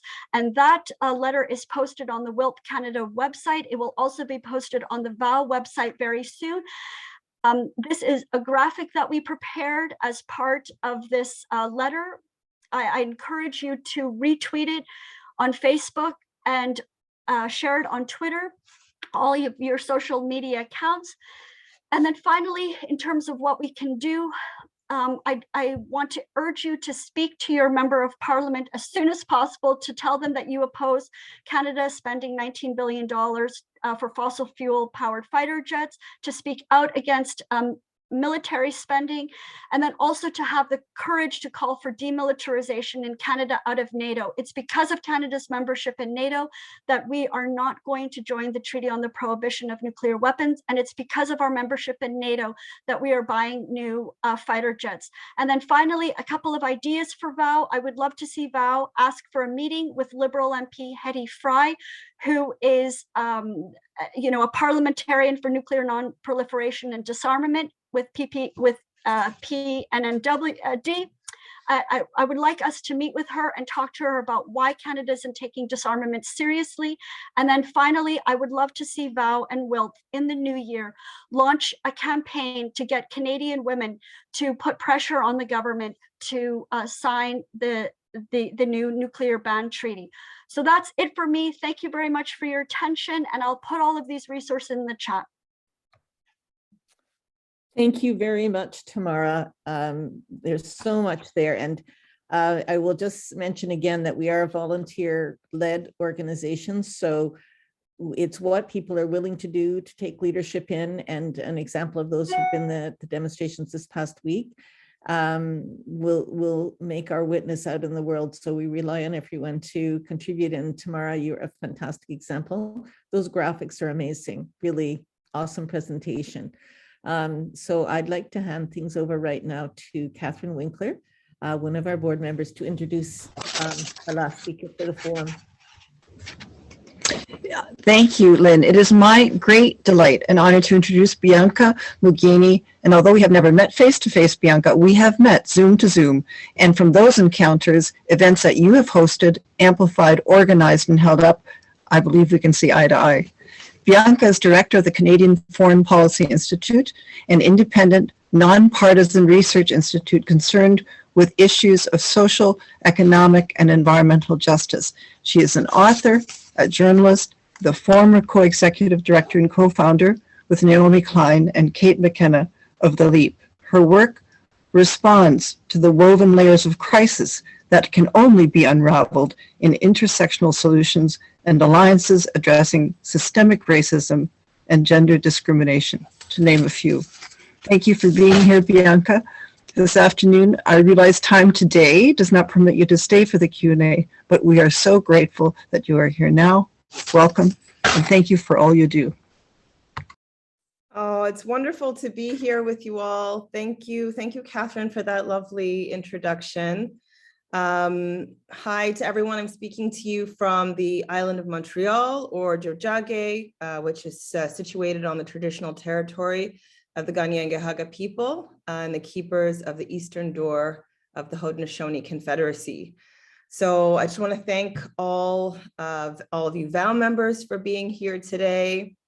Thank you to our moderators, fellow speakers, Doreen, Rouge, Kasha, Tamara. I'm totally inspired by your presentations and by your incredible activism. It is having an impact. I was reflecting today, you know, I have a 4-year-old, and I'm expecting a second child in early March. And as a mother, it gives me great hope to witness the work of VOW. And I want to just acknowledge your invaluable contributions to the peace movement and beyond. You know, I myself have been very fortunate to have been able to work on various intersectional political social justice projects that, you know, often connect the dots between different struggles for social justice. And as Catherine mentioned, I'm currently directing the Canadian Foreign Policy Institute, which informs people living in Canada about our diplomatic aid, intelligence, trade, and military policies abroad. And we also work to oppose the racism that's embedded in Canadian foreign policy. And you know, one thing we find ourselves doing a lot of work on is really bridging the gap between government policy and public perception. So we're living at, you know, as our speakers have said so eloquently today, we are living at we're living in very intense times. We're living at a time when internationalism needs to be embraced and urgently. And to me, this means, you know, it's an assertion that regardless of where people are born, regardless of what passports we hold, we deserve the same rights. And internationalism is necessary because we live in a very unequal world. And so, you know, concretely, I think what this means is solidarity. You know, when people in Port-au-Prince are throwing rocks at the Canadian embassy, we need to take this seriously and find out why. When people in Yemen are being slaughtered by Saudi and UAE forces and calling on the world for help, while our country offers diplomatic support, offers weaponry, alarm bells should be going off in all of our minds about how much suffering is being aided and abetted. And we need to do whatever we can as citizens to register our opposition. So, you know, I think there's a lot of, you know, I really do think that action is in many ways an antidote to despair. And I think solidarity is also an expression of compassion that comes from seeing that the struggles of people around the world they're our own struggles, you know, and that can mean organizing communities, like so many of you do, to find ways to be a part of those struggles. And, you know, we're in 2021. It's a strategy for survival, with the overlapping crises that, you know, that we've been discussing, from COVID to resource scarcity to climate disruption to nuclear weapons. The threat is the extinction of all life and everything that we love and hold dear. So to me, internationalism is really a spirit that compels us to join forces globally in unified defense of people and the planet. So I'm going to be discussing the fighter jet campaign today, as well as a few other linked issues that are bringing us further, not closer, to peace. So, back to some of the work that I do at the Canadian Foreign Policy, part of this is because, while people living in Canada and Canadians generally believe that our country is a benevolent force internationally, the facts often suggest otherwise. And part of why there's such a disconnect between the perception and the reality of Canada's policies abroad, I think has to do with a Liberal government's habit of sort of saying one thing, but doing another, right? So for instance, the Trudeau government have made much ado about their commitment to a rules-based international order, to, we've declared our foreign policy a feminist foreign policy. Some time ago, I took part in a roundtable with several organizations to inform this white paper on Canada's feminist foreign policy. And the topic that came up the most was the importance of demilitarization. And yet we know from the 2017 government defense policy statement, the most recent one that come out, strong, secure, and engaged, the plan is to increase military spending by over 70% over the next decade. And, to get a sense of things and the lack of, priorities, Canada currently devotes 10 times more money to the military than it does to Environment and Climate Change Canada. And so put another way, as this climate crisis deepens, the Liberals appear to be 10 times more concerned about the military than the environment. The military they simply are a purveyor of violence, and a genuine feminist foreign policy would seek to rein in and not expand the Canadian armed forces. So in terms of militarism and arms sales, just very briefly, Canada is among the 20 largest arms exporters in the world, and this doesn't even include our sales to the US. And these weapons have fueled conflicts across the globe, including the devastating war in Yemen. And so, the Liberals are talking about this feminist foreign policy while selling these, light armored vehicles, sniper rifles, and other weaponry to the Saudi government, all the while deepening ties to these Gulf monarchies. And as we all know, the scale of Yemen's suffering is unimaginable, and Canada is unfortunately among the foreign governments that have sustained the conflict by supplying fresh weapons and ammunition. There really is no excuse to continue selling these arms to patriarchal, misogynist monarchies. I think many folks here have probably gone to CANSEC and protested at that, but we're seeing deep support for the weapons industry from the federal government. They provide trade commissioner support, contractual support, and other public support for weapons. So it's much more than passive acceptance of weapon sales. And a quick look at the Department of National Defense's website reveals, these different supports, with one section even reading, learn how the Department of National Defense can assist in connecting Canadian industry to foreign markets. So, I was very pleased to join in with other feminists in signing an open letter at the beginning of the year calling for an end to this arms deal. And the letter stated, such direct support of militarism and oppression is fundamentally incompatible with feminism. Militarism accelerates, facilitates, and exacerbates armed conflict and attacks on human rights, and undermines multilateralism and international law.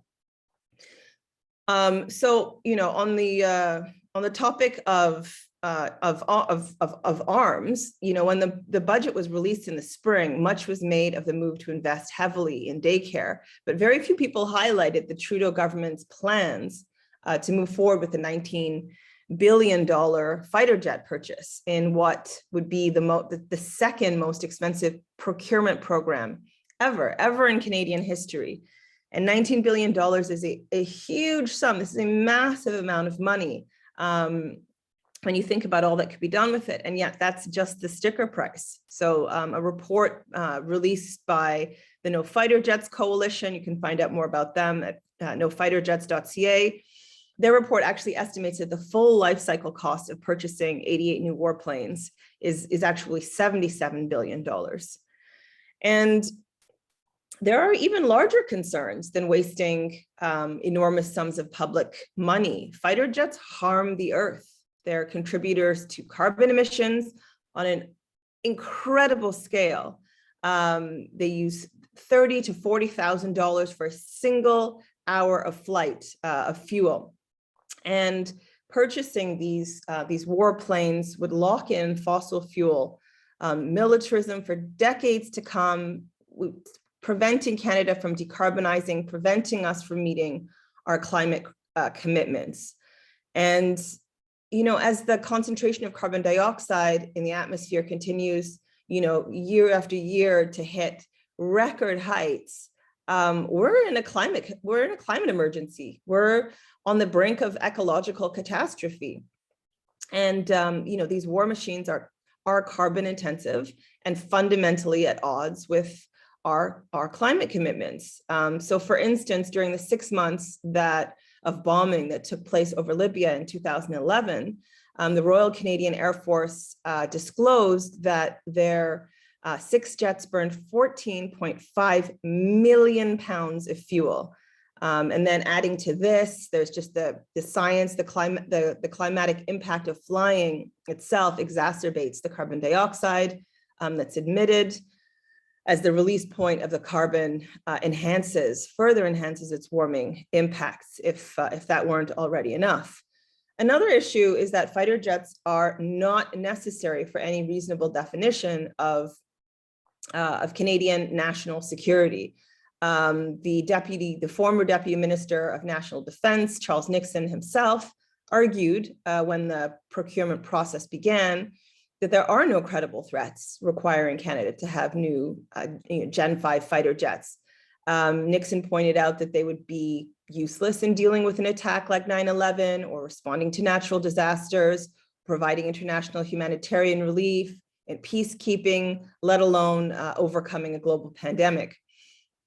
And as Tamara has touched upon, the real role of these war machines is to enhance the Air Force's interoperability with the United States military and with NATO.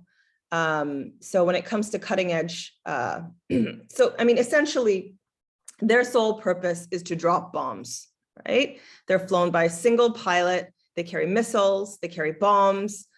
These are designed for combat. They are also alarmingly prepared for both biological and chemical warfare. And we know that they have a track record of prolonged violent conflict and have contributed to massive humanitarian crises already. So in recent decades, fighter jets have repeatedly been employed far from Canada's shores.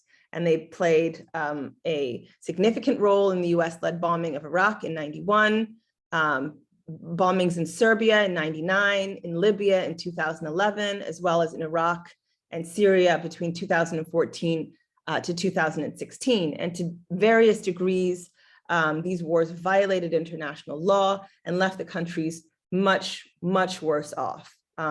During the Iraq War in the 1990s, coalition bombing, NATO coalition bombing leveled much of Iraq's, the US international coalition bombing leveled much of Iraq's civilian infrastructure, and more than 20,000 Iraqi troops and thousands of civilians were killed. In Serbia, hundreds of people perished during NATO's '99 bombing, hundreds of thousands were displaced. They also killed many animals. There was deliberate destruction of industrial sites and infrastructure.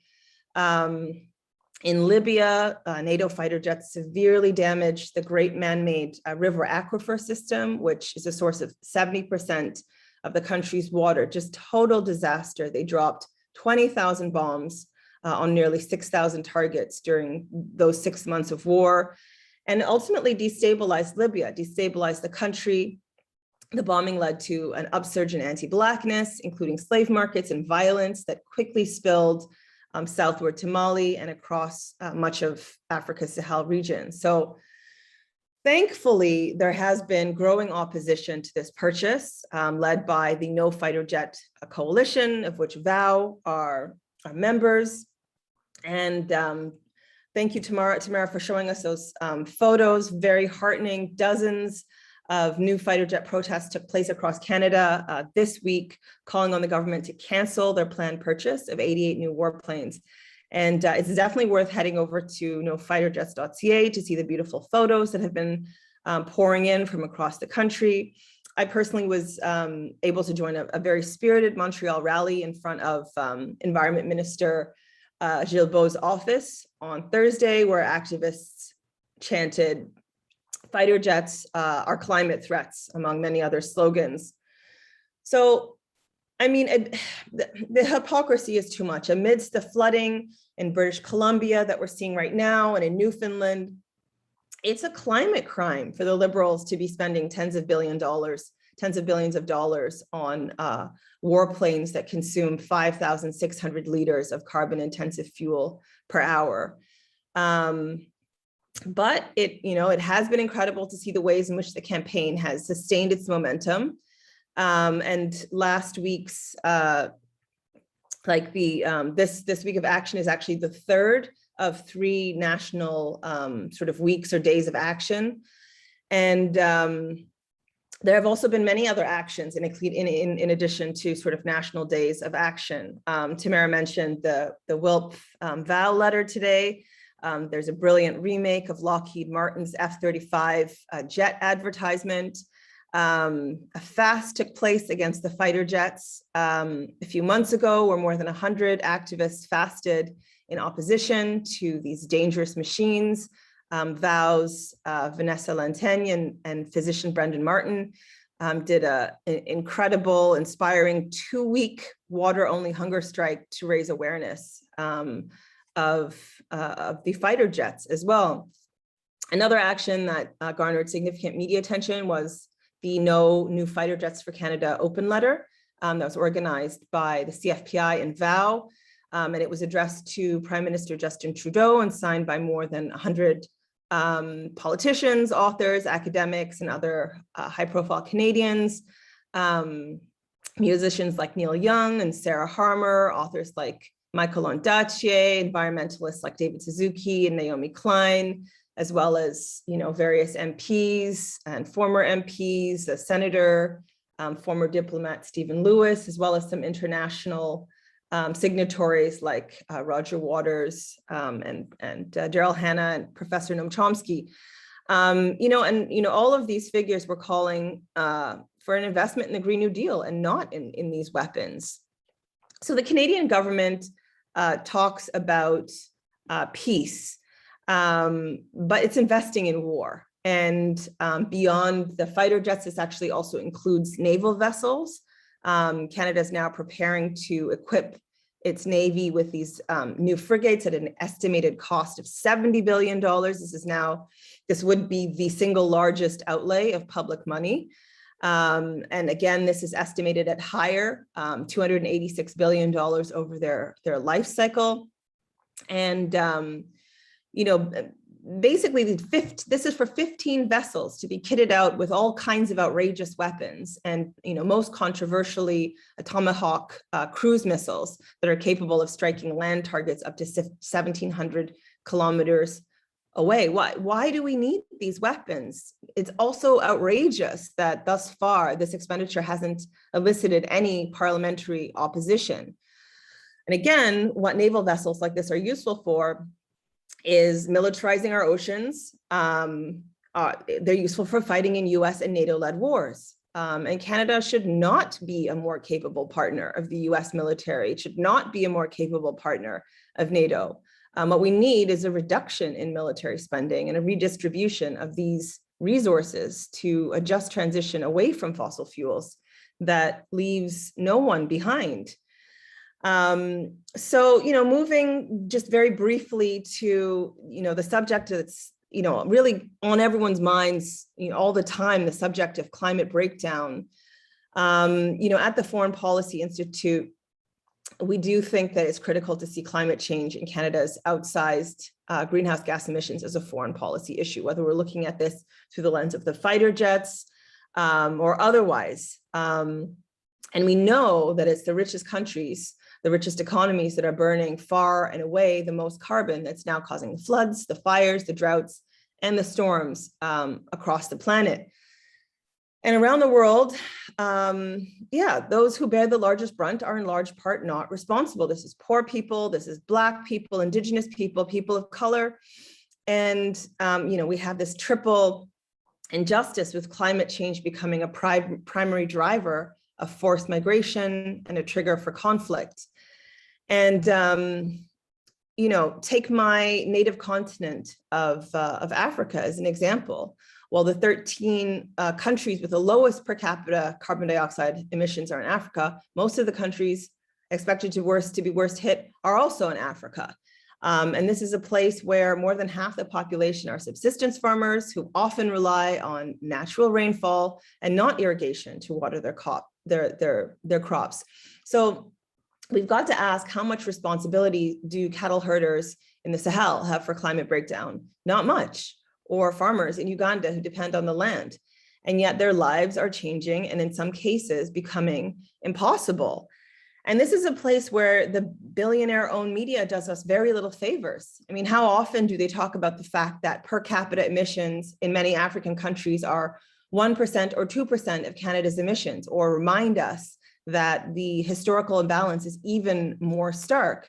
What do environmentally conscious Ugandans hear when the Prime Minister of this wealthy country, Canada, with one of the world's highest per capita carbon footprints, says, yep, we're buying a pipeline. Sorry, we can't leave tar sands in the ground. So over a decade ago, Nigerian environmentalist Nimo Bassi labeled climate change as a death sentence for Africa. And, part of why I bring this up is that with 80% of the world's Black people living in Africa, we simply cannot ignore the racialized impacts of climate change. So in conclusion, we have all of these crises and, our very existence is on the line, yet we lack political will. And, when we dig deeper, we see that the same system that's driving militarism, these weapons procurements, is the same system that drives climate change, the same system that drives inequality. It's the same system that looks at the most wealthy, technologically advanced society in the history of the planet, while there are crises all around, and says, the top priority now is to burn more fossil fuels and sell tanks to Saudi Arabia, or spend billions of dollars on carbon emitting fighter jets rather than climate action. And it doesn't have to be this way. So, I want to thank all of you that do understand that we need to get our act together and that we need to build the kind of progressive internationalist movements that are willing to confront corporate, military, and imperial power structures, and who understand that our leaders have not led and will not lead, and so we will have to.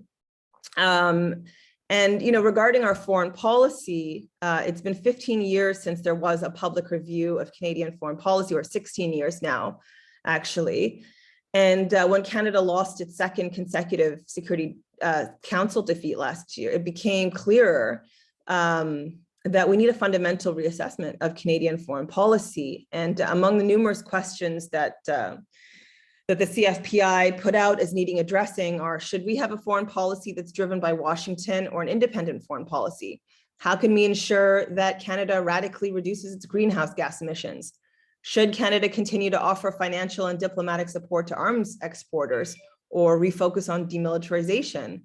And as our speakers have so eloquently brought to the fore today, all of these issues, from the need to sign the Treaty on the Prohibition of Nuclear Weapons, to demilitarization, to meaningfully addressing the climate crisis, or extreme inequality and the need to respect Indigenous rights are all related.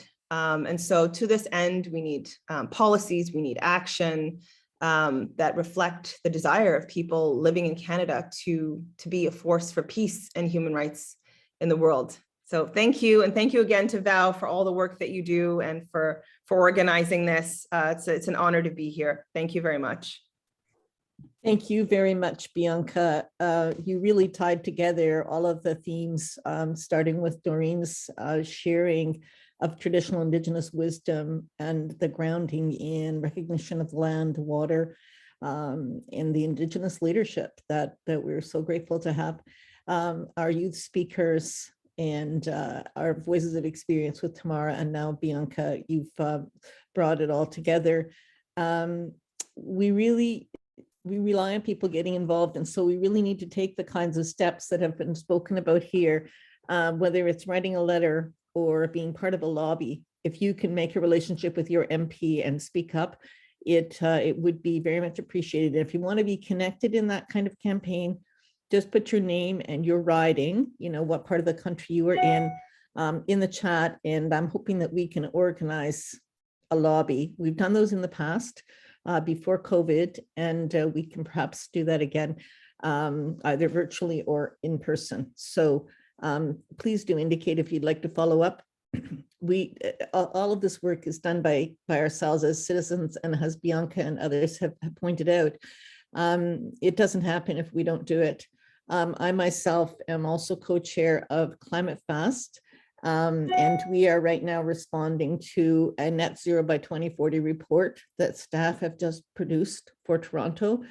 And it's our job to try and make sure that it is more zero than net zero, and that it is not just greenwash, but that the steps that they're outlining are actually going to happen. Because honestly, it will only happen if we make sure it happens. And that is really the outcome of COP26, that we need to really strengthen and build our citizens movement.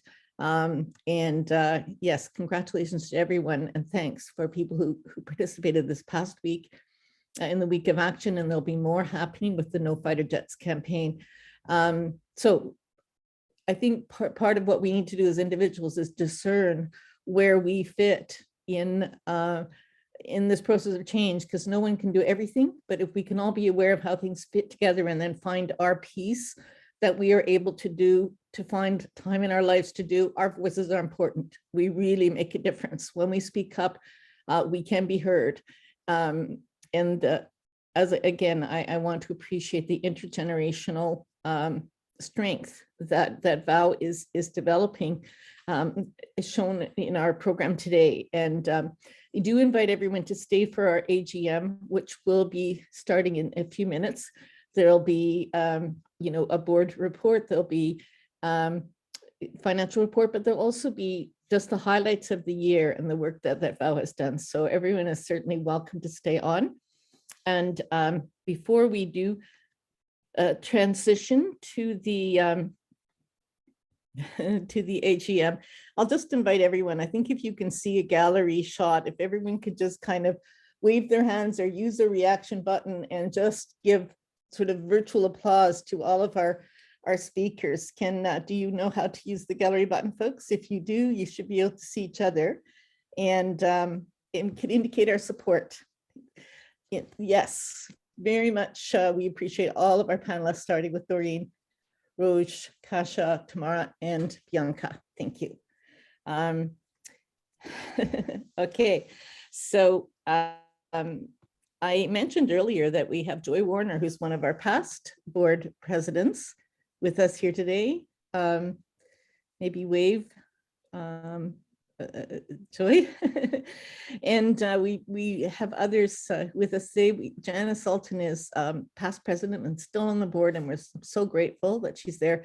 Hannah Haddokin is co-chair with myself for the board this year, and many of our board members are on the call today, which I really appreciate. I'm going to say their names: Rana Zeman and Catherine Winkler from Nova Scotia, Marla Slavner, Janice Sultan, Charlotte Aiken, Charlotte Cheeseby Coleman, and Violet Kamad from Ontario, and Yinka Olu is also from Ontario. Bridget Grant from New Brunswick. Ainoon is also from Ontario. So, and Catherine, our treasurer, is with us today too. Yes, so wave everyone. I don't think I've missed anyone, but if I have, please put it in the chat because every one of the board members are making a difference. I think Nancy Covington is on the call today, who is our representative on the CNANW, which works on the nuclear issue. Thank you, Nancy. And there may be many others on the call today who are working in various ways, various important ways on all these issues. I also want to recognize that some of our members who lifelong members in many cases may have passed away this last year. And I'd like you to we'll just take a moment to kind of recognize their contributions. I happen to have a little candle here, but where's my candle? There it is.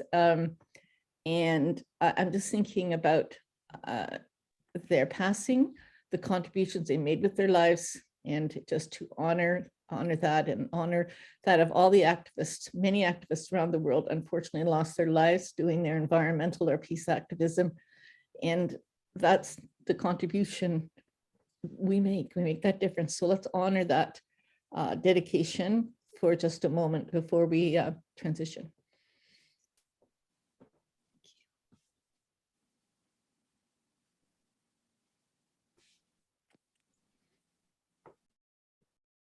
And if you'd like to put a name in the chat of someone that you're thinking of, someone that you remember, someone whose contribution you want to honor, please do that. You can add that to the chat.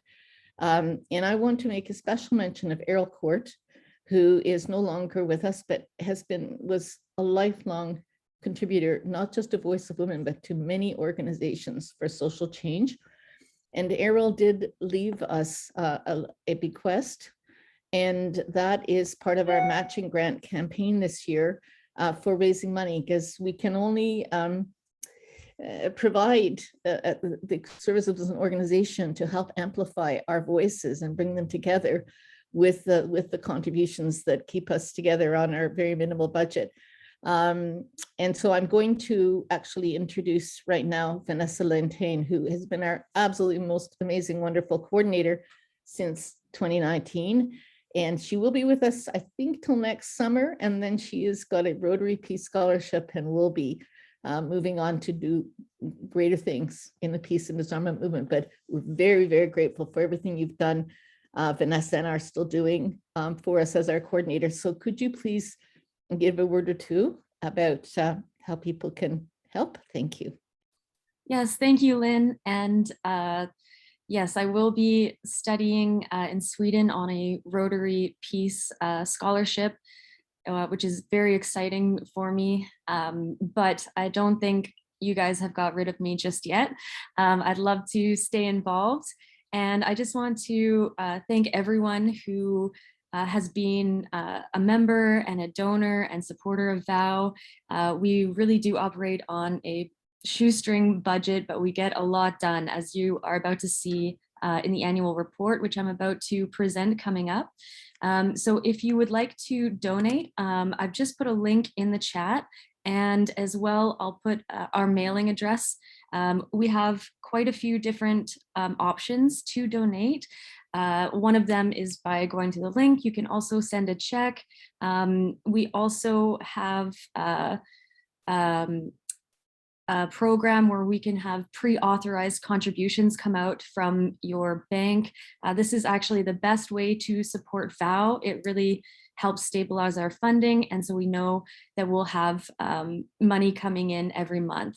So if you are able to, we would really, really appreciate it. And I can't wait to show everyone the highlights that we've had during the year and what your donations have gone towards. So thank you so much, Lynn, and everyone who's been here, to all of our speakers. It's been such an inspiring AGM so far, and I look forward to the business part as well. There we go. Thank you very much, Vanessa. And we have been on the call now for quite some time, so I want to give people a chance to get a drink of water, take a very short break. I'm talking about a 4-minute break. We'll convene again about 3:25, and we will start our AGM at that time. Hannah, where are you, Hannah? You're here? Because Hannah Haddocken and I will be chairing that, and we look forward to people staying on for it. Thank you. I did put in the chat just that if you are in Toronto and interested in responding to the city's net zero report, just get in touch with me. I can give you all the details of how to do that. And please do consider a contribution to VOW. Renew your membership in VOW for the upcoming year. And if you can become a monthly donor, that is the optimal way to support the work that we're doing. Much appreciated. It's really great to see longtime member Mary Rigby. Can Mary say anything? Mary, it's so nice to see you. I don't know if you're able, we're on a small break. Are you able to turn off on your video and say hello? Hi.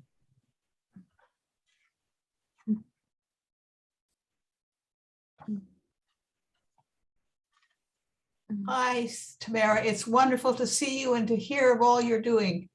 Sorry, I'm so late.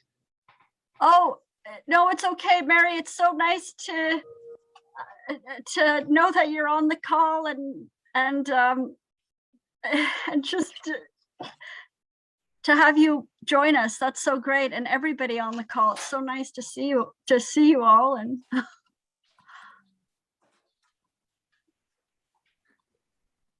okay, so it's really time for us to move on to the AGM. But before, just as we transition, I wonder if we could take screenshots of if you don't mind, putting your video on. I think everyone's able to put their video on, and we could just take some screenshots for the record of who we have here today.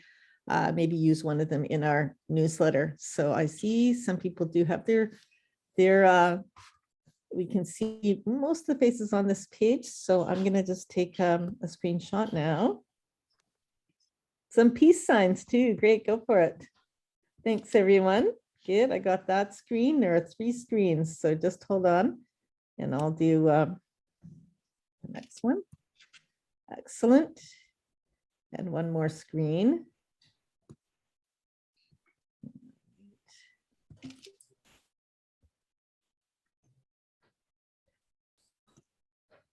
Keep smiling. I got one more to do. Thank you so much. That's great. Okay, I think we've got that.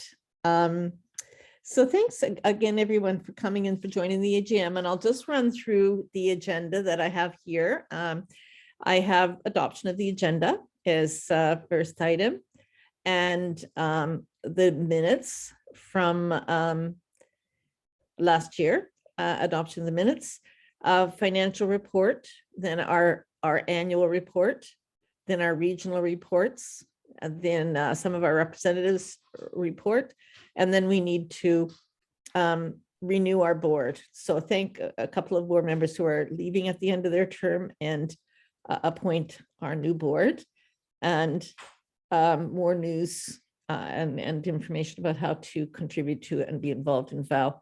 But I'm going to ask the permission of the meeting that we start with the report, with Vanessa's report, so that everyone has the chance to hear that before we go into adoption of minutes and the financial report.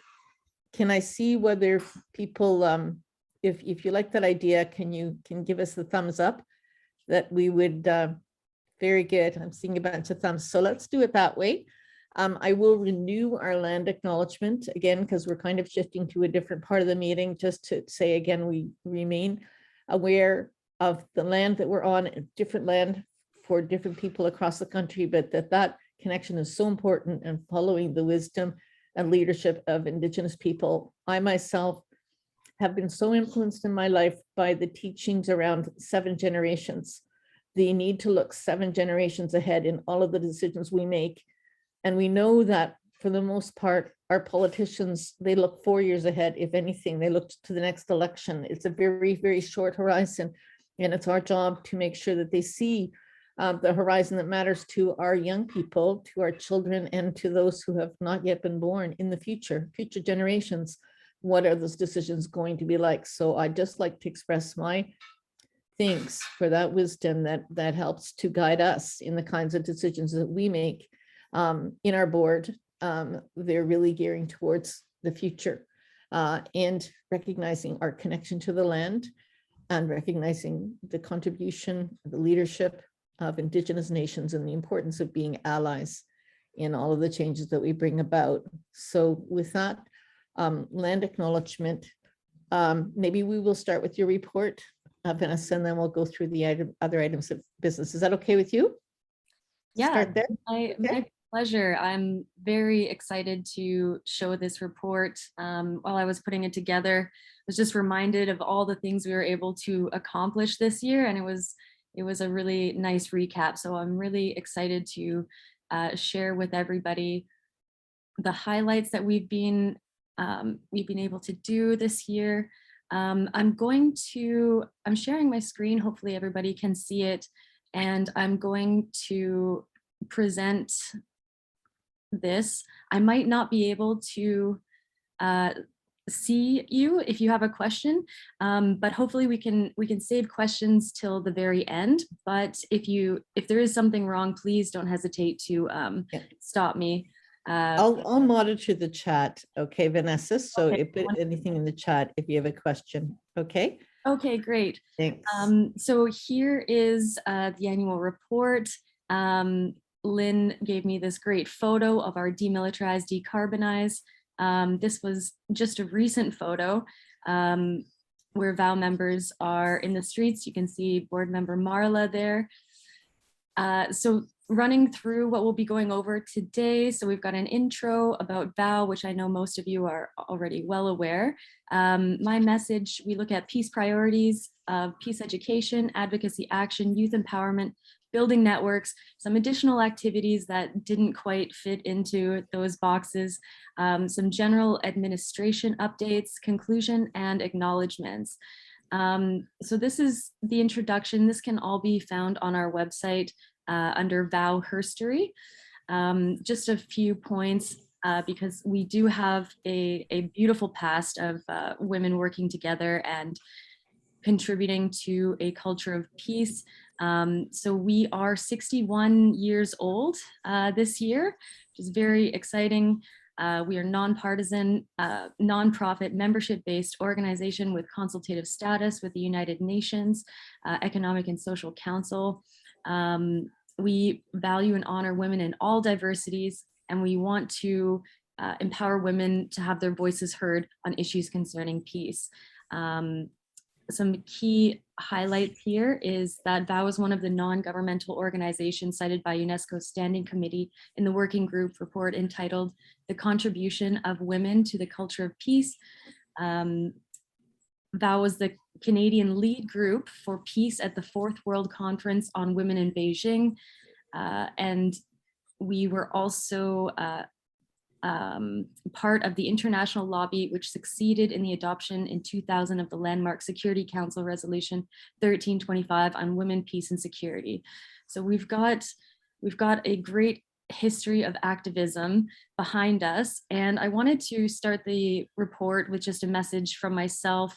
I wanted to say that this has been an incredible year to be working for VOW, and the momentum we've been able to gain from collaborating with our partners, such as Bianca, who you just heard from, has been game-changing. As we see every day, the climate crisis is underway and tensions are escalating around the world, which makes our anti-war, pro-peace message that much more critical. And like Kasia also touched on, unfortunately, many people around the world still have a blind spot when it comes to linking militarism and war to the climate crisis, despite military emissions being the #1 institutional emitter of carbon for many developed nations, Canada included. So our objectives are clear: to make the world for future generations, people around the world, and even for us today, a livable future, and that we cannot let hate, division, and pollution continue on this path any longer. Creating a solar-powered tank is not the solution to a better, greener world. Making an F-35 fighter jet cockpit more accommodating to women is not the answer we're looking for. We must drastically reduce public funds for weapons and invest it in peace institutions, disaster relief aid, social services like healthcare, respecting Indigenous rights, and restoring biodiverse systems. We hope you continue to support us as we push for these goals. So here I've categorized our activities in four areas. So we've got peace education, advocacy action, youth empowerment, and building networks. So we're going to go more into those categories right now. Okay, just to check, a question, Vanessa, is that will this report be sent to people? Yes. So they'll see it? Yes, definitely. We'll have it on our website, and maybe as a follow-up, I'll include it in a follow-up email to everyone that registered for the event. So everybody can have it and they can show people what they're a part of. Because it really is important to get our message out there. We're doing really great work. And like our peace education strategy, it has adapted during the COVID-19 pandemic. We have had to undertake different initiatives and strategies to raise awareness on nuclear abolition, fighter jets, disarmament, and social justice. So last year, the United Nations Commission on the Status of Women was virtual. We hosted a parallel event called Nuclear Disarmament, Youth Education and Engagement for a Nuke-Free Future. You can see some of our speakers there, Dr. Mary-Wynne Ashford, Leah Halla, Marguerite Gordonier, and Kekashan Basu. For peace education, we also hosted 2 book launches and promoted 2 other peace authors. So Ray Atchison and Yves Langlais, as well as supported Indigenous author Elizabeth Panashway and Bob Bartel, who wrote a children's book on the Innu Nation struggle for land and rights. More highlights for peace education is our annual peace camp. Again, we did do it virtually. We would love to be in person, but it is it's still very much pandemic, and for doing things virtually is the best way to do things right now. So we had a great lineup of speakers as well. And we've made a playlist on YouTube where you can go and you can actually watch all of the Peace Camp speakers right on our YouTube channel. So that's also new, YouTube playlist that we've been doing. And a lot of what we've been doing is trying to get more information and raising awareness out there by making infographics. Like here we have shown for 19 billion, we could create 950,000 jobs in the public transit sector. So we're doing a comparison of what our public dollars are. Vanessa, is there a way for you to scroll on the bottom right-hand side to make that a little bit larger? It's hard to read. I think people can see the general idea of what you're covering, but it's... Oh, yes. But I think people can also adjust it on their own screen. I think, you should be able to do, like, I think it's Control+ or something like that will enlarge the picture on your screen. Give it a try. Okay. Yes, and I think there might be a slider as well, but it is the text is quite small. But what I can do is have it sent to you in the follow-up email so you can really take a look. I can also send a link in the chat after to show you where they are on our website, so you can go and read more about them there as well. But I do admit it's probably going to be very difficult to read the finer print in these infographics, but we do have them on our website, and you can read them when you receive the annual report in the follow-up email. But this is just like trying to give a general idea about the kinds of things that we're doing. This one is about how many affordable housing units you can buy for the price of the fighter jets. We've also done a youth-centered campaign on nuclear weapons called Project Bombs Away. And our disarmament and demilitarize campaign as well. So we've got a lot of infographics out there. A lot of these are from skilled students and interns who have made all of this possible. So we've also done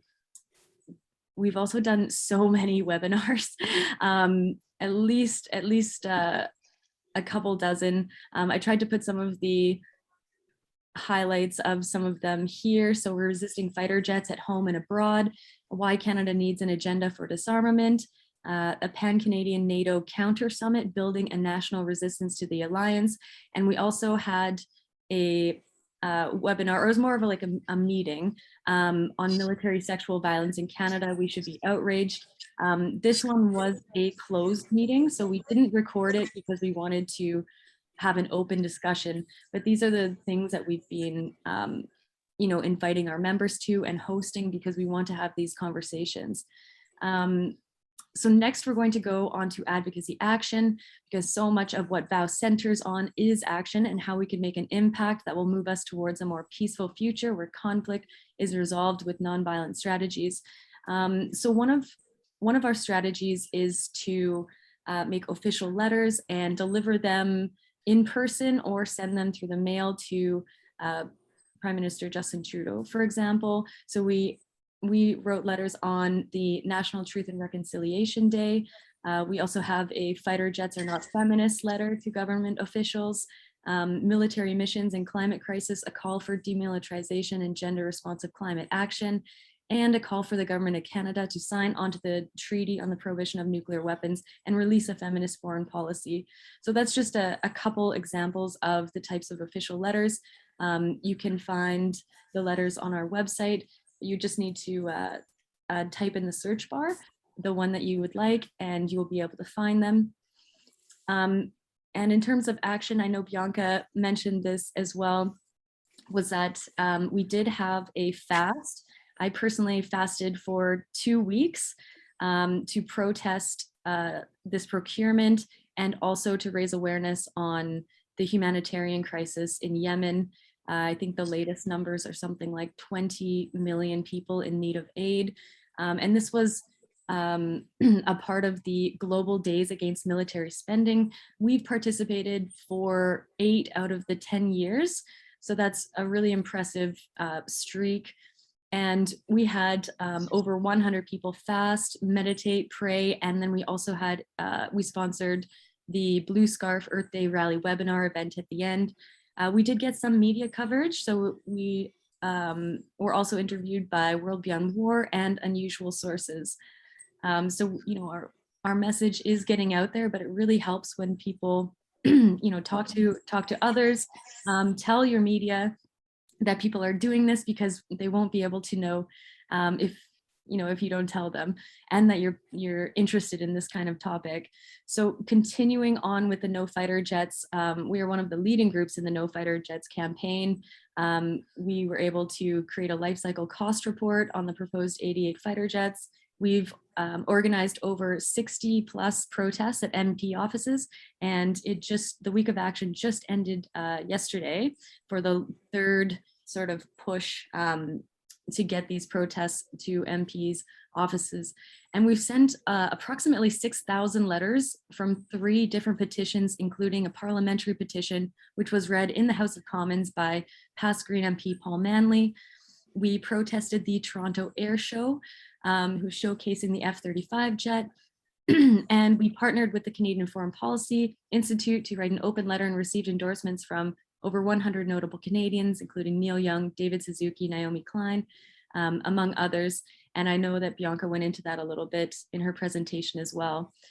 So one of the new campaigns that we've been doing, I mean, we've always been about disarmament, but this is a renewed and refreshed campaign. So we want Canada to have an agenda for disarmament. We want timelines, we want promises. You can find all of the information on our disarmament campaign at this URL. And if you do want to speak about it, you can also use this hashtag Disarmament Agenda for Canada. So we hosted an open civil society meeting to discuss disarmament. And then after the meeting, we created a 2-page report, which you can download from our website and see our disarmament priorities for Canada.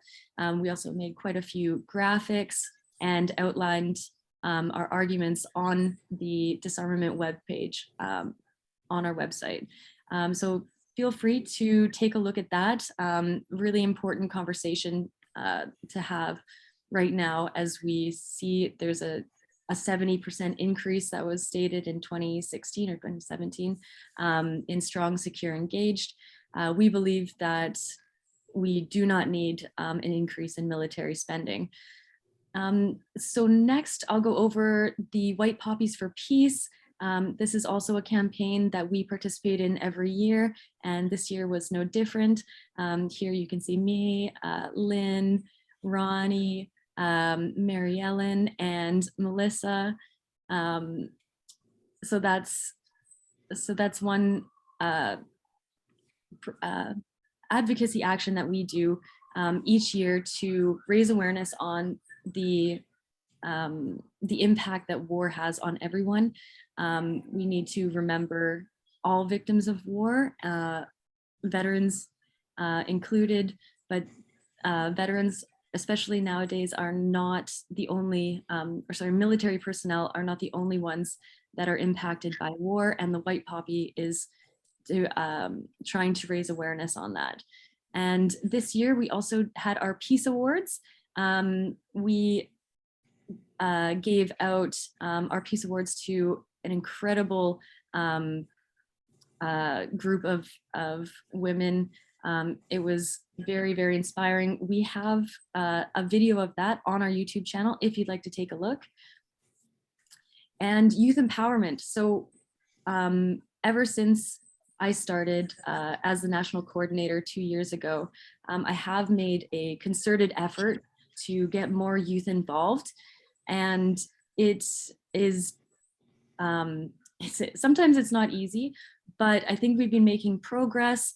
And one of those things that we were able to do was partner with Science for Peace to hire 4 peace campaigners for our No Fighter Jets and disarmament campaigns. So we offered paid work, including mentorship on peace issues over the summer months internship. A lot of the infographics that you saw are the work of these peace campaigners. So we really have a lot to be grateful for all of their work, and also grateful to the generous donor who helped us support them in this. We also partnered with the University of Toronto with the Peace and Conflict Studies Department. 3 students worked with myself to create the Youth Engagement Strategy, the Youth Ambassadorship Program Guide, and the VOW Chapter Toolkit. So anyone can start their own chapter, and we've outlined the steps on how to do that. So it was their work there. Currently, we also have 3 Humber College social worker students. So we've been working on increasing our social media presence, guest blog posts, and we're going to be working on even more stuff in the next semester because they're going to be staying on with us. And one of the things that we've recognized is that young people and students need flexible opportunities. Many can't commit a certain amount of hours per week to peace, which is why we've created a variety of accessible options to get involved. So one of those is a Slack channel. It's an online work platform where you can post job opportunities, essay contests like the one that Science for Peace is hosting, webinars, initiatives, opportunities to volunteer. And we currently have 58 members on that list. So that's one way that we're trying to make, volunteering and getting more involved and more accessible to young people. As usual, we have opportunities to come to the United Nations, and we have a special eye trying to get more youth involved. As we saw in Kasha's trailer and her presentation, Kasha did go to the United Nations Commission on the Status of Women. I think she was the youngest VOW member to do so, and it was very inspiring to her, and look where she is now. So we're trying to give more opportunities to youth to come to these high-level events. We've also made a youth-friendly nuclear abolition campaign called Project Bombs Away. This was supported by the Simons Foundation. So we're very grateful to them for giving us this extra little boost of cash to try to get this off the ground. And then we're also planning with Science for Peace, this Students Against Nuclear Weapons Symposium and Blumenthal Essay Contest, which I mentioned before. So other ways that we are supporting youth empowerment is supporting youth-led organizations, the VOW Chapter Toolkit, which other youth have made for other youth, which is great. The Youth Ambassadorship Program, which is a program youth can embark on to become an official youth ambassador for VOW. It includes volunteer hours, mentoring sessions, and practical tasks through peace research. So you can find all of these ways to get involved on our website, right there under the Get Involved tabs.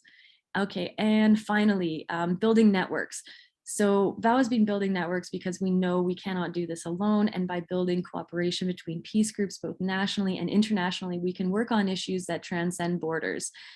So just there, I've listed some of the networks that we've been working with. So mainly the No Fighter Jets Coalition, the Canada-wide Peace and Justice Network, Groups Against Arms Fairs we've just recently gotten involved with, and that's a really interesting one to see, and that kind of is related to the No CanSec protests that we do every year.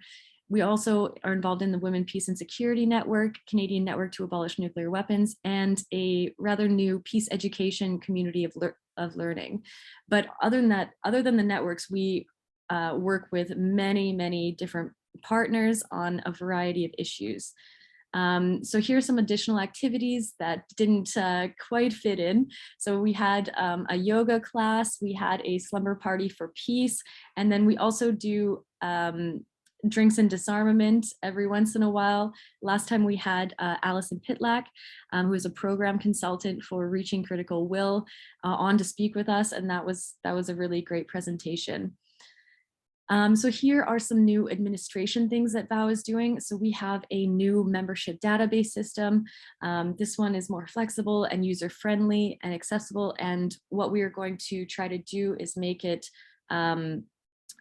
accessible and updated between the chapters so that there is one master list instead of having to update a couple different lists to keep everyone's membership up to date. There is a Manitoba VOW chapter. It is still quite new, so we're still looking to them to see what they're going to be doing coming up. And we have really increased our social media presence across all platforms. So currently, Facebook, we have 2,643 people like us and almost 2,800 follow us. So Instagram, we have 536 followers, which is an increase of about 10% from the following year. We gained just over 50 followers this year. On Twitter, this was quite a big jump. We've got over 200 more followers than we did the previous year. And our YouTube channel, because we've been recording our webinars and putting them up there, we now have 27 subscribers, which is up. I think we only had like 4 or something at the beginning of the year, so that's also quite up. So I might just do a quick plug here. If you're not following us on social media, if you would like to, our handle is @VowPeace, right here at the bottom. Give us a like, a 5-star rating, anything helps. Okay, and the conclusion. I'm just going to, sorry, I'm just trying to see, but the bar is right in the way. Oops, wrong way. So what I want to conclude with is that you know, we are working on two different ways. So we are opposing things like the fighter jet procurement, also the warships, and these types of things, but we're also building an inclusive vision for what we want for ourselves now and for future generations. So those two overall peace objectives with highlights we have dedicated our efforts towards. So yes, like I said, anti-war and disarmament, canceling the fighter jet procurement and other weapons investment, signing on to the TPNW and nuclear abolition, creating a disarmament campaign and agenda for Canada, no to NATO events and advocacy, and raising awareness through social media and infographics on military spending and participating in GDAMs, the Global Days Against Military Spending. And for creating a culture of peace, something that is dear to our heart, we're empowering youth with knowledge and opportunities in the peace field, changing the conversation on conflict like the White Poppies campaign and Earth Day Blue Scarf Rally, working with others to build national pressure and awareness on how Canada can be more peaceful, and giving recognition to those working tirelessly for a better world with our Peace Awards. And just to acknowledge all of you, thank you for spending this time with us, and energy and finances towards peace. We're looking to the future, and as members and supporters, we always want to hear from you on what you're passionate about.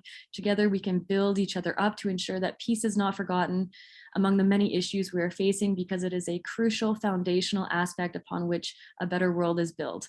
So just also a quick plug for the donation. If you would like to donate, maybe I'll repost the links in the chat. We really do appreciate every single dollar that you can afford to donate to us. We're also doing a membership push as well. So please renew your membership. And if you would like to become a monthly donor, please get in touch with me and we can set that up. So it just comes right out of your bank account. It could be $5, it could be $10. And it comes right out of your bank. So you don't even need to write a check or have to remember. And then that also means that your membership is always paid up.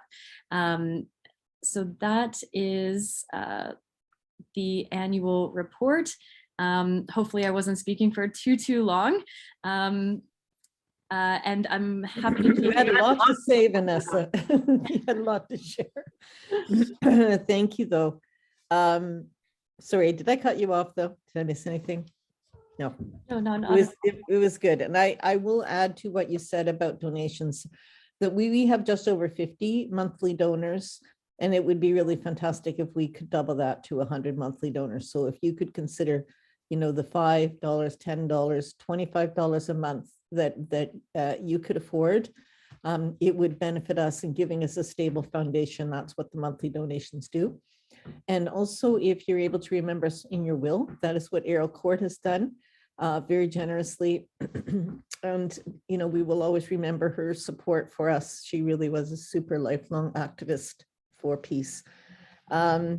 So do get in touch if you can help with either of those. Make sure you remember you should be getting our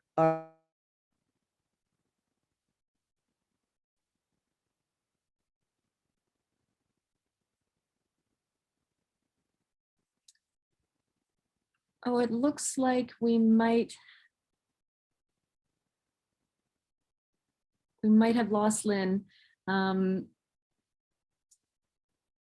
Wonder if she will be able to come back.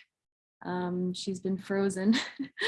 I think she was just finishing up talking about the monthly donations. So yes, if you can, please, you can send your email to me and we can get in touch. It's not. Yeah, I got knocked off of Zoom.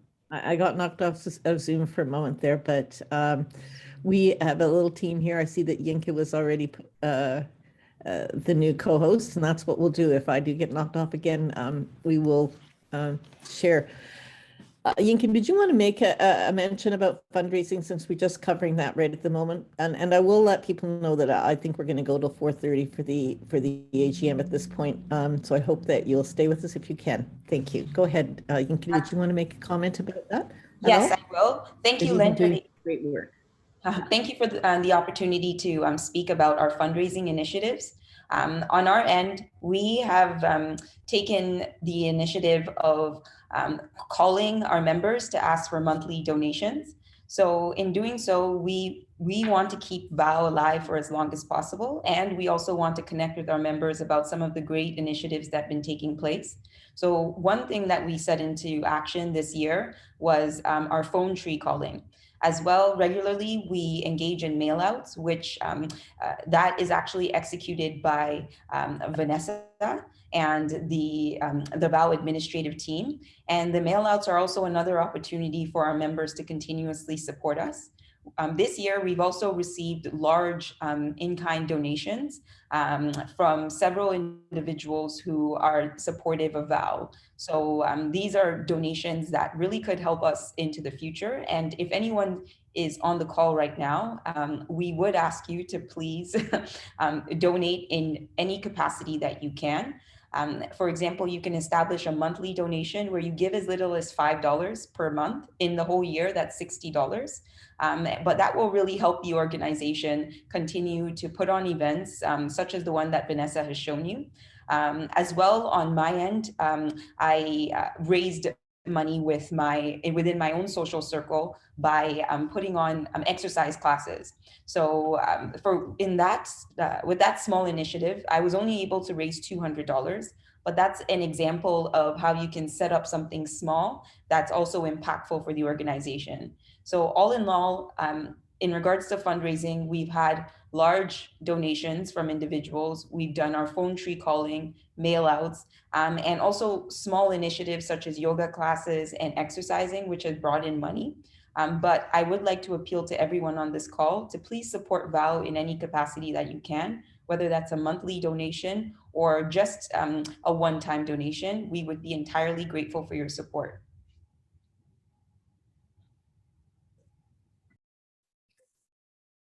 Thank you, Yinka.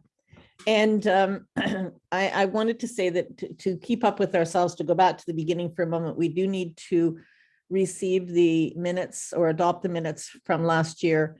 And Yinka has kindly agreed to be our secretary today, so she'll be taking note of our decisions.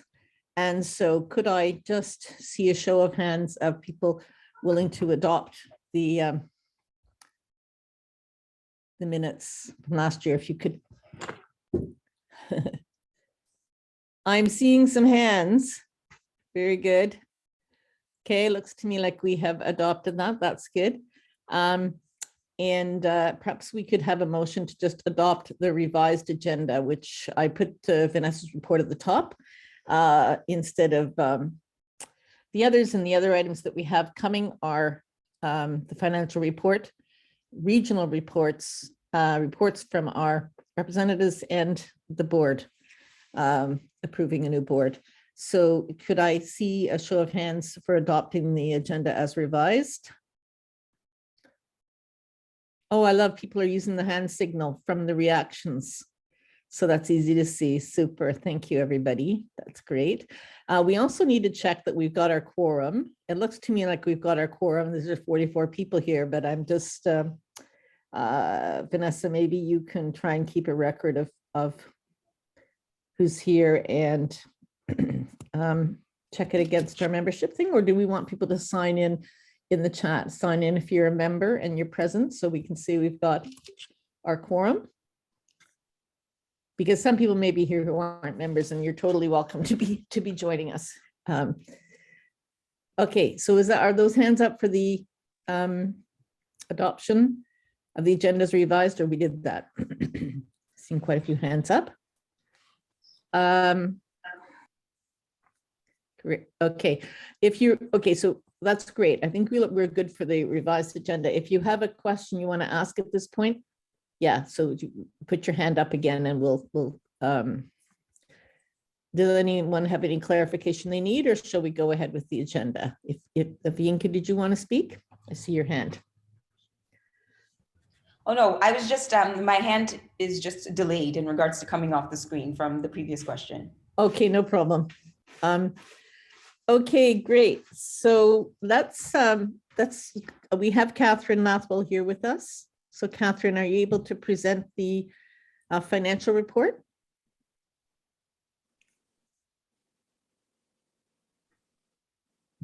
Yeah.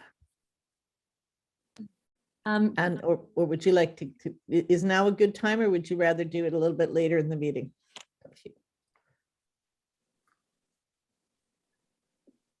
Catherine, do you have the financial report?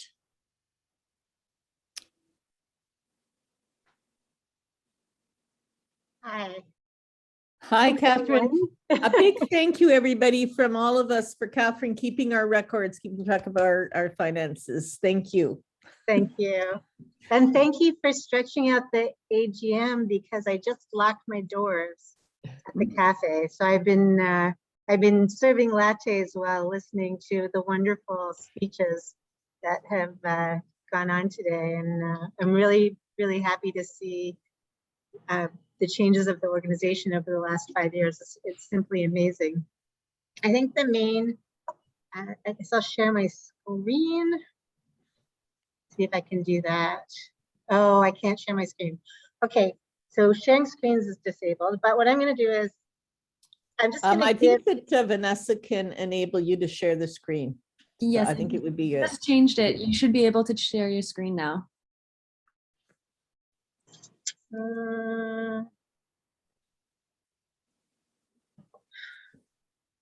Oh, here it is.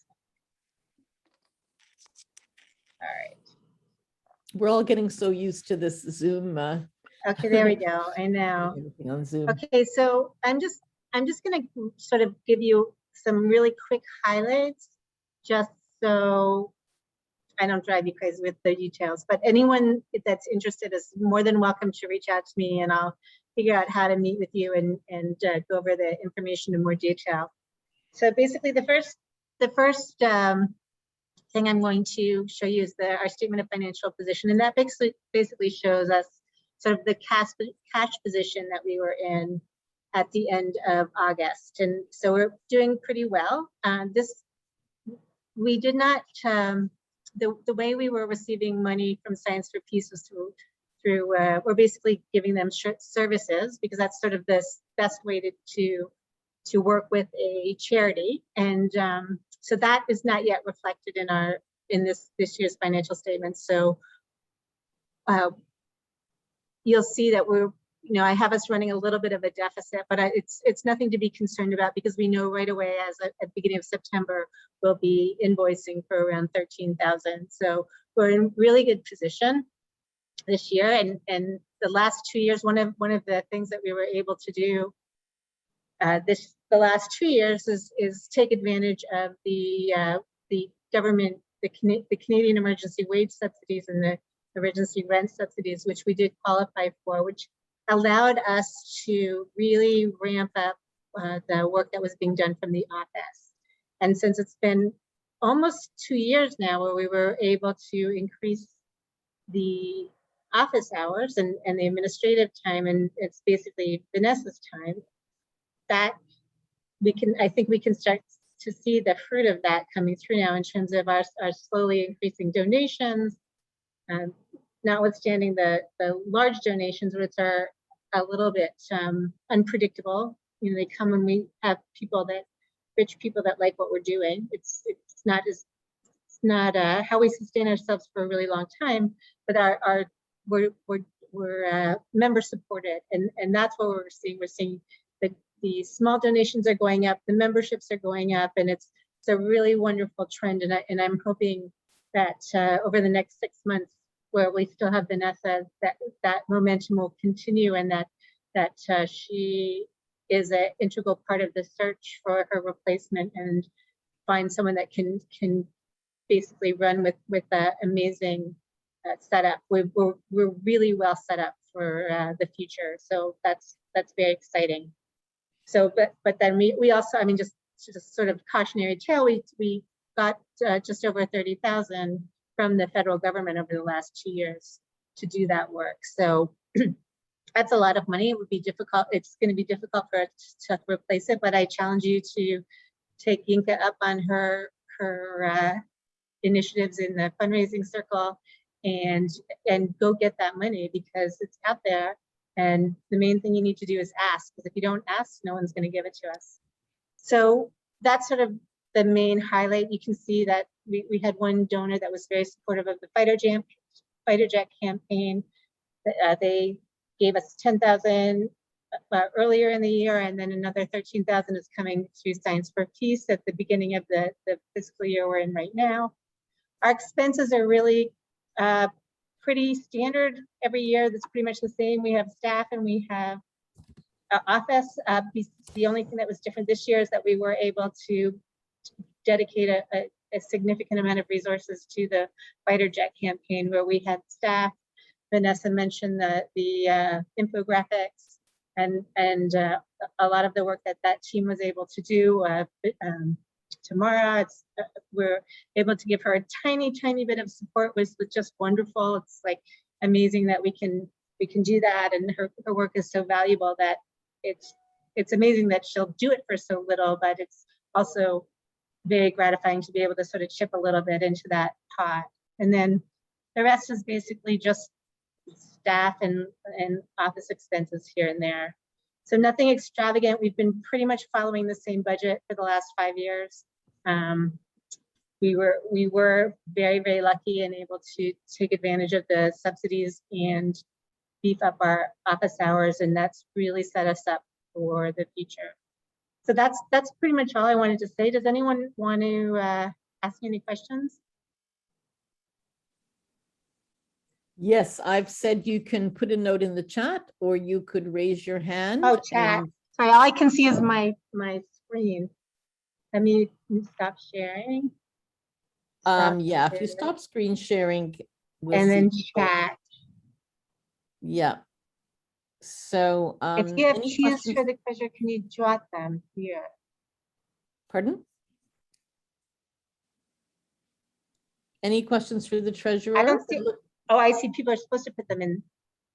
I don't see. Put them in the saying- chat, or you can go to your reactions button, or you can just raise your hand, and we'll just look around to see if we have hand raised. So Vanessa's saying she's so thankful for Val for increasing my hours, which allowed me to continue working and where I could cover my living expenses when other jobs were shut down due to the pandemic. Yeah, and I think that I want to amplify the concern that our treasurers expressed, that we did get $30,000 over 2 years from the federal government, and that is not going to continue. So this is where we need to pick up the slack with donations from members, and in particular the monthly donations and fundraising activities that Yinka is leading a committee that's looking into that.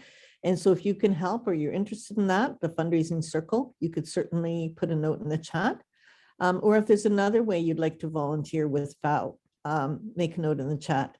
Because I often feel we don't have enough direct involvement with our members. You know, we see you here at our AGM.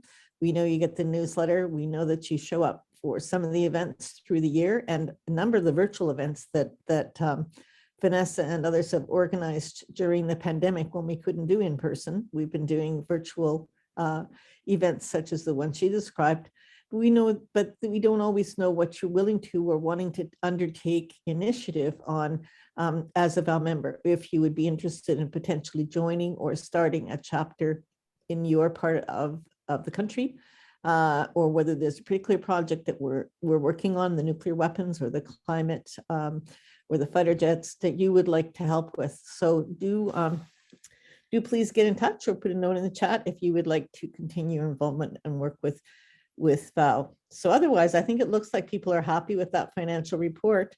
So could we give a sort of virtual hand to our treasurer and thanking her for that report?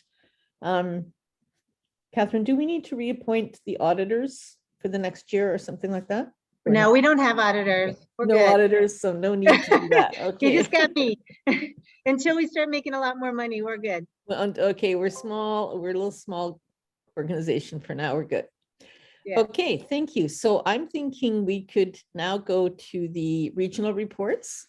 And those should be brief, but I think, oh, Marnie and Kate, are those, you have a question or a comment you want to make? Marnie? Or are you thanking the treasurer? No, I was trying to thank her. Sorry. Oh, very good. Okay. And Kate, is that the same for you as well? Thanking the treasurer. Okay, well, those are all our thank yous.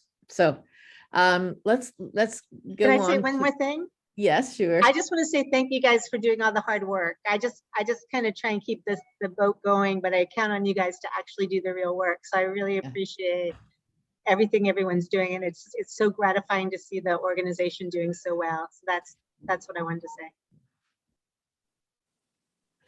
Okay, thank you. So could we move to regional reports? And I do believe we have a Nova Scotia regional report, also from BC. And if there's another regional report, people can let me know. But Catherine, are you doing that for Nova Scotia? Yes, do you have the slides available that I sent? I sent them to Vanessa. There's a brief. Yes, I do. I'll just get it set up now and Okay, thank you. no problem.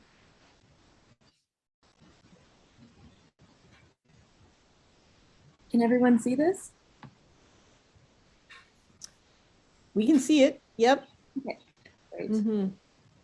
So for my report, I've basically just done a visual report. There's not a lot of text to this. I think we've listened to this beautiful action from and all the activities from Vanessa and the rest of VAL members and the wonderful panelists.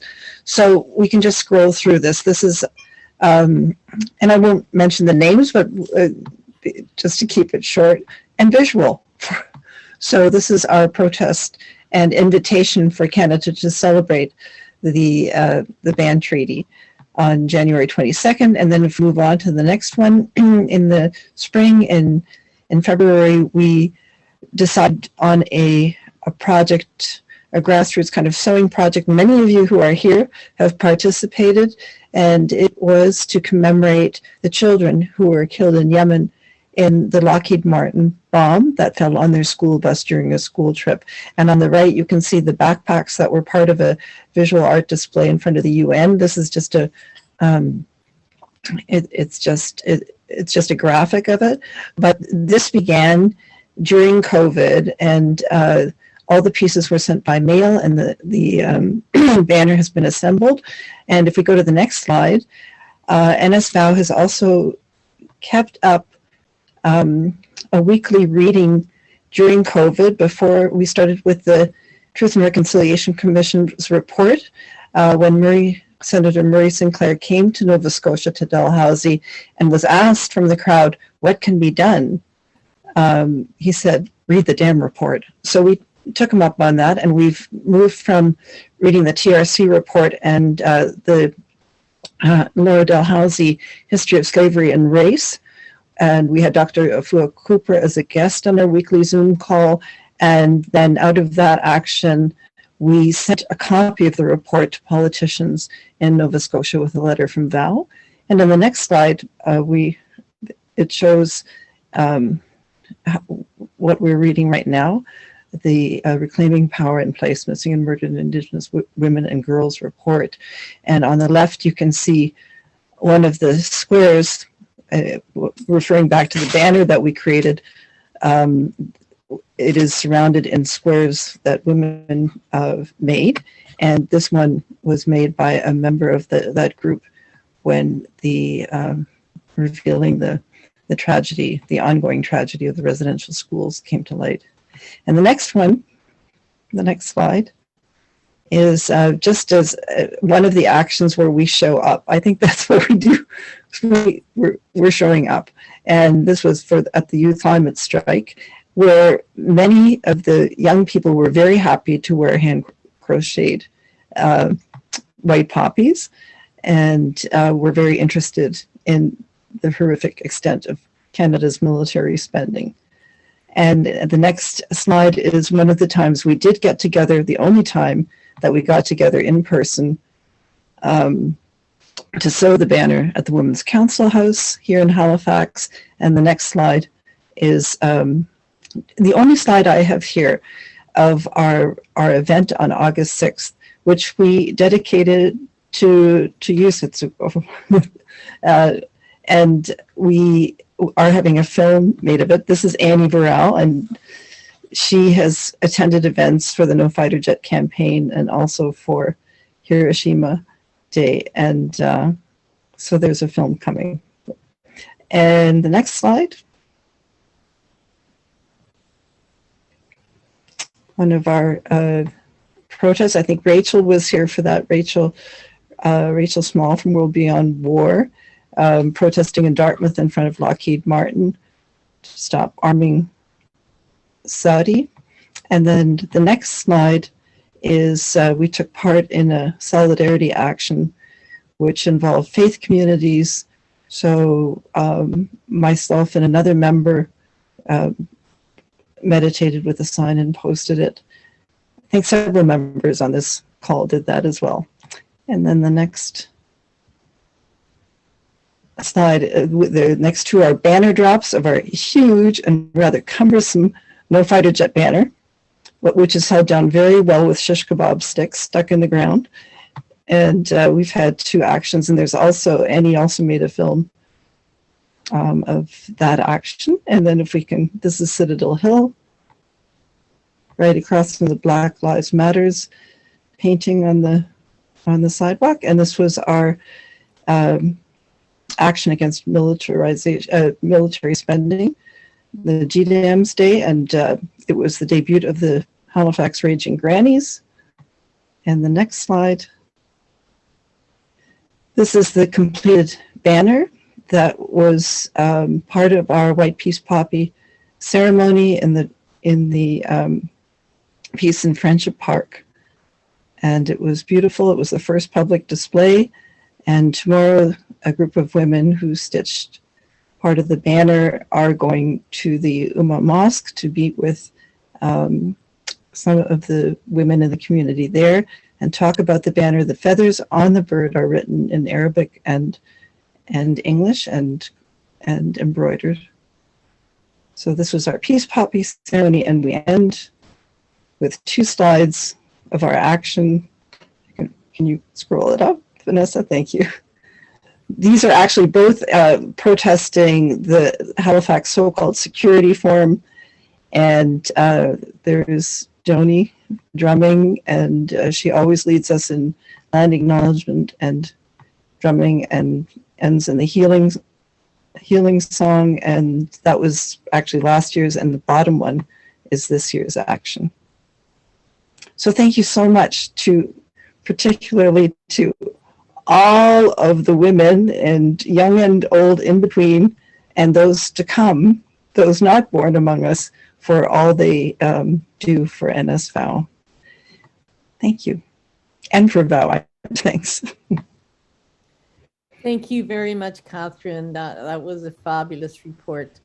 It would be wonderful if we had such levels of activity across the country in many places, but really Nova Scotia is outstanding, the amount that you do. And we do have other actions across the country. For example, in Salt Spring, I know they did a Peace Poppy, event for November 11th involving the Peace Wreath, and a number of groups across the country participated in that, as well as the Fighter Jet and other campaigns.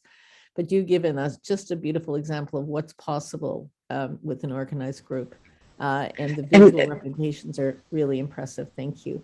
Thank you very much, Linda. I also want to I just have to say that Sandy wasn't here tonight, and she would have given a very thorough written report, and probably has some throughout it. And I also want to mention that she has written some wonderful op-eds as well, and so there's been writing as well as activities. So thank you for letting me mention her name. Yes, good to mention Sandy, also a former board member and wonderful activist and singer, musician. Thank you. That's it for our reports. I know, Janice, you wanted to say something about the UN.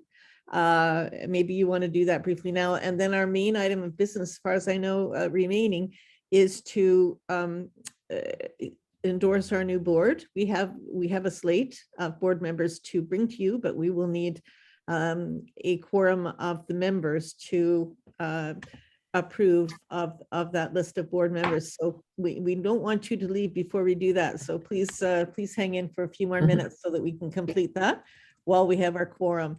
But Janice, did you want to briefly give a UN, just for a minute or so, and then we'll go on to the board members? Yes, and what about Bridget? Because I think she's still on the call. I don't know, Bridget, did you want to say a minute about New Brunswick? I did ask her in the chat. Now, I don't know if she saw the chat, but I was asking her there. Anyway, Bridget, we'll have you on in a minute after Janice if you would like to give a New Brunswick report. Okay, go ahead, Janice. It will take 1 minute, but it Oh. can, at the very end of the meeting is fine. Okay, all right. Okay. Okay, 1 minute. Well, it's fairly easy, 1 minute, because of the COVID situation, our normal pattern of UN activities has been quite curtailed.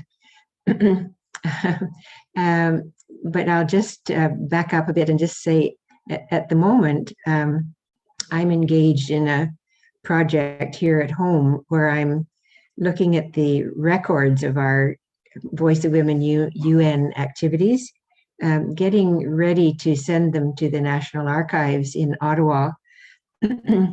And I just want to say that we've got about 20 banker boxes that will be full, and we're going to be short.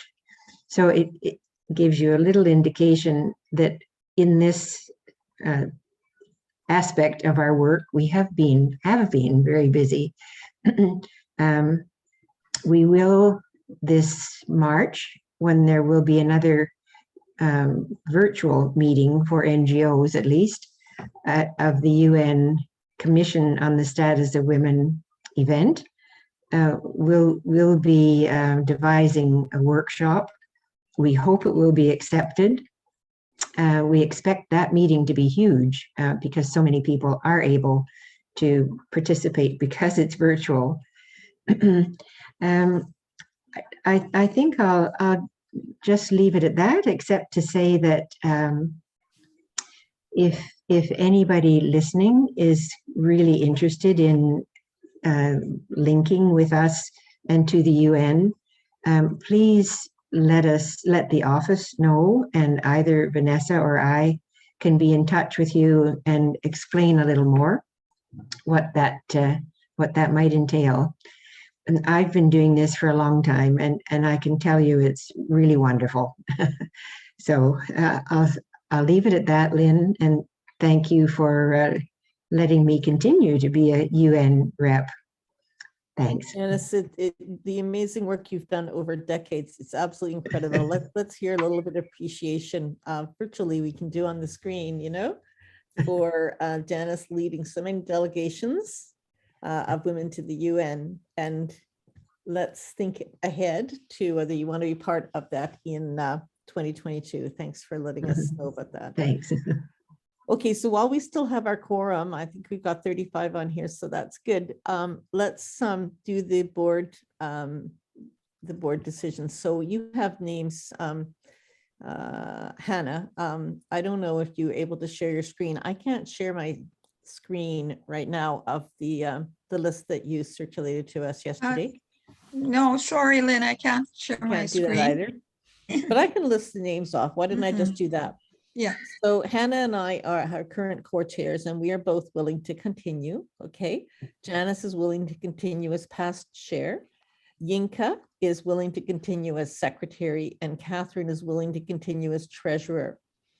We also have Anun from Ontario, Charlotte from Ontario, Bridget from New Brunswick, Violet from Ontario, Charlotte, we have Charlotte Aiken and Charlotte Cheeseby Coleman, both from Ontario. We have Marla Slavny from Ontario, and we have Rana Zeman from Nova Scotia.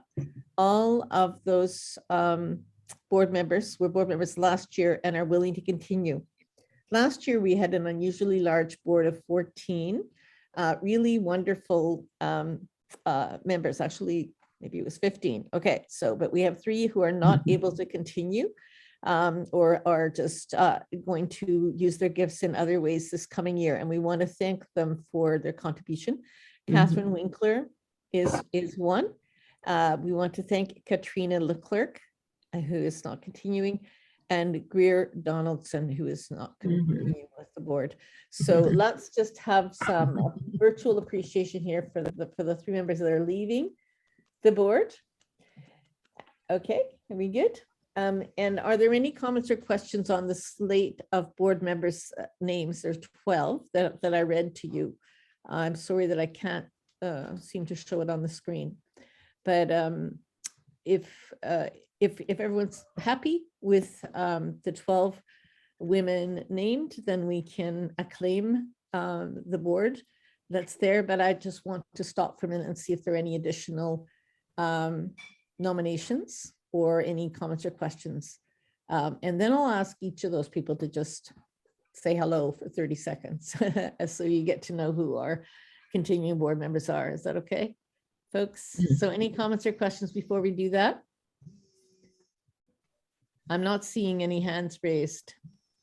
So let me see if we can have the 30 seconds or it could be 10 seconds, but just so you can see who each of the continuing members are. You've seen me in action today. You've seen Hannah. Janice was just speaking. Yinka gave a little presentation. Catherine gave our treasurer presentation. So Anoon, can we maybe pin Anoon for a minute? Or Anoon, can you say a word or two about your interest in being on the board?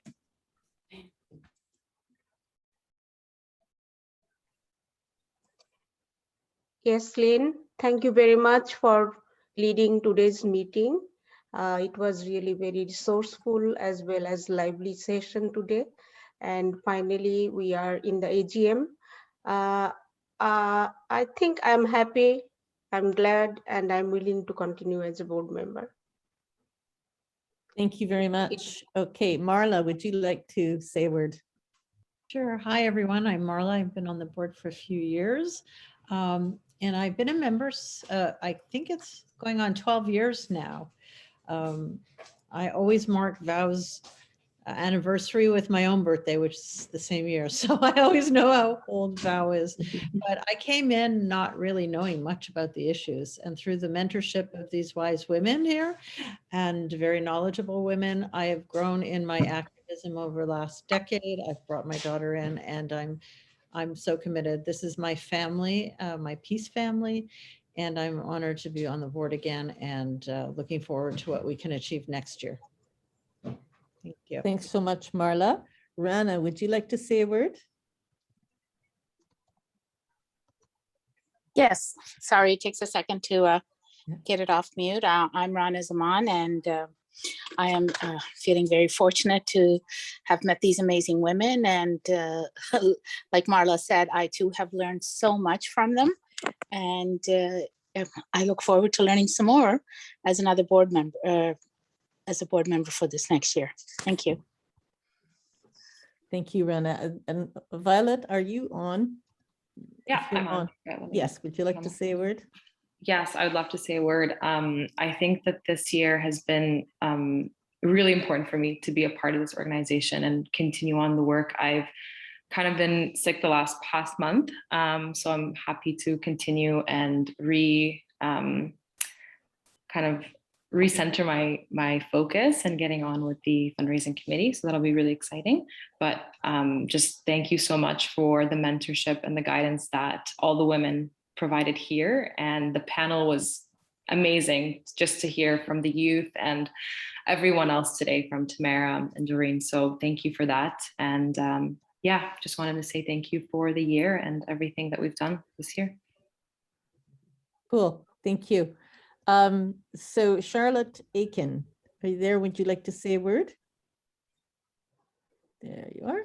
Unmute myself. Sorry, it just takes a sec to unmute. Hi, everybody. I'm Charlotte Aiken. I'm based in Ottawa, unceded territory of the Algonquin Anishinaabe people. And I got involved with VOW in 2020 in the summer. And I've just been, so fortunate to be involved with this organization, and just sort of follow in the footsteps of all the great women on this board. So thank you so much for having me, and keep on keeping on.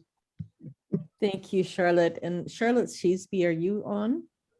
Hi, everybody. Yes, I am. I don't have a camera. It's been an incredible afternoon. Thank you to everybody who's organized and participated and presented, and just blown away. My poor dog is telling me that if I don't take him for a walk, in the next few minutes he's gonna do something. But shh, just a minute, Bauer. And I also just want to say that I took on doing some phoning, and over the last day and a half, the enthusiasm of the people that I spoke to was incredible. So they too are very impressed by the hard work that has been done this year. The leadership shown by Lynn and Hannah and Janice. Vanessa is like a dynamo. I just want to, so I'm thrilled to be on the board, and I have to go before my dog takes my leg off. And congratulations for a great meeting, everybody. Okay, we understand. Thank Okay, you. take Take care. your dog for a walk. Yep, go for it. Okay, thank you.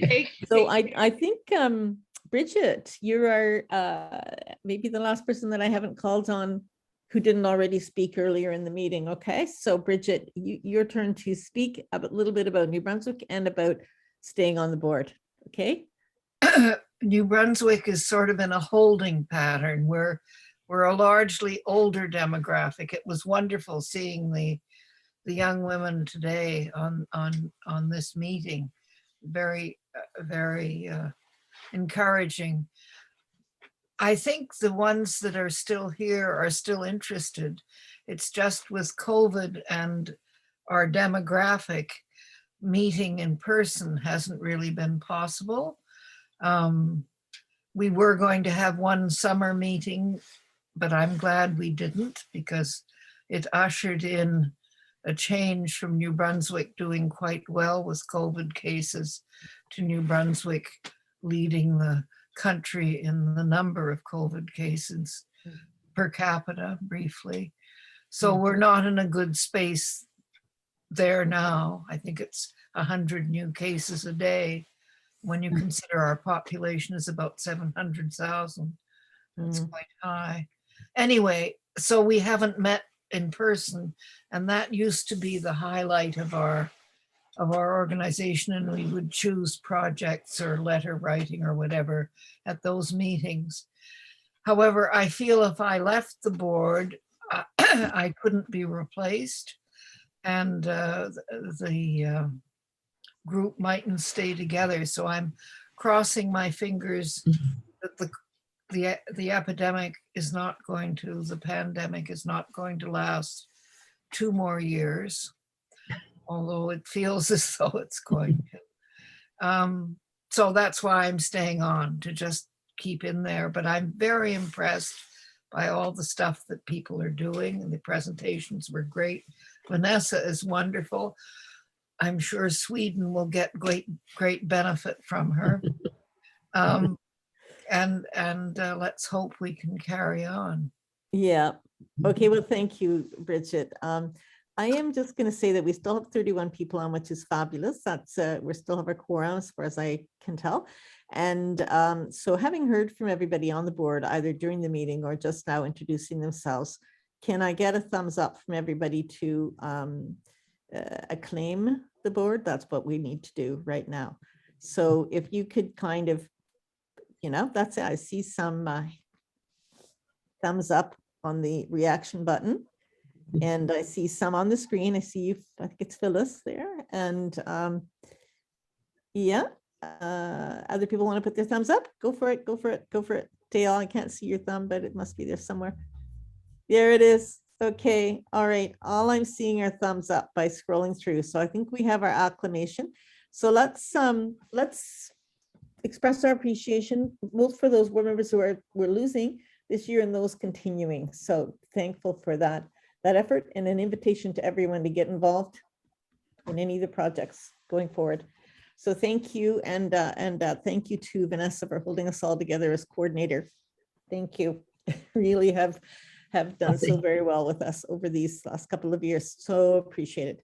So what do I have here? I think I'm going to let you close up, Vanessa, if you want to have a last comment. But I'm also just going to say that I have my candle here. I've had it on the whole time of the meeting, and it really, together with the water that Doreen was telling us about, my water is now down at the bottom, but this can keep us grounded and together, and recognizing the heart that keeps us moving forward in our work together. My scarf is the one from the North, the Crossing the Boundaries in Korea, that Janice was part of, and that we continue to support. And I've got my white poppy here somewhere, and also the little green circle that Fridays for Future does as well, because we are part of multiple movements. We are a movement, so there's many parts of that movement, and all of us, our voices make a real contribution. So over to you, Vanessa, if you would like to have a last word for us today, then we'll wrap up. Yes, thank you, Lynn. So just to wrap up, I would like to express my deep gratitude to all of our members and supporters, and all of you who have stayed on with us for a rather long meeting.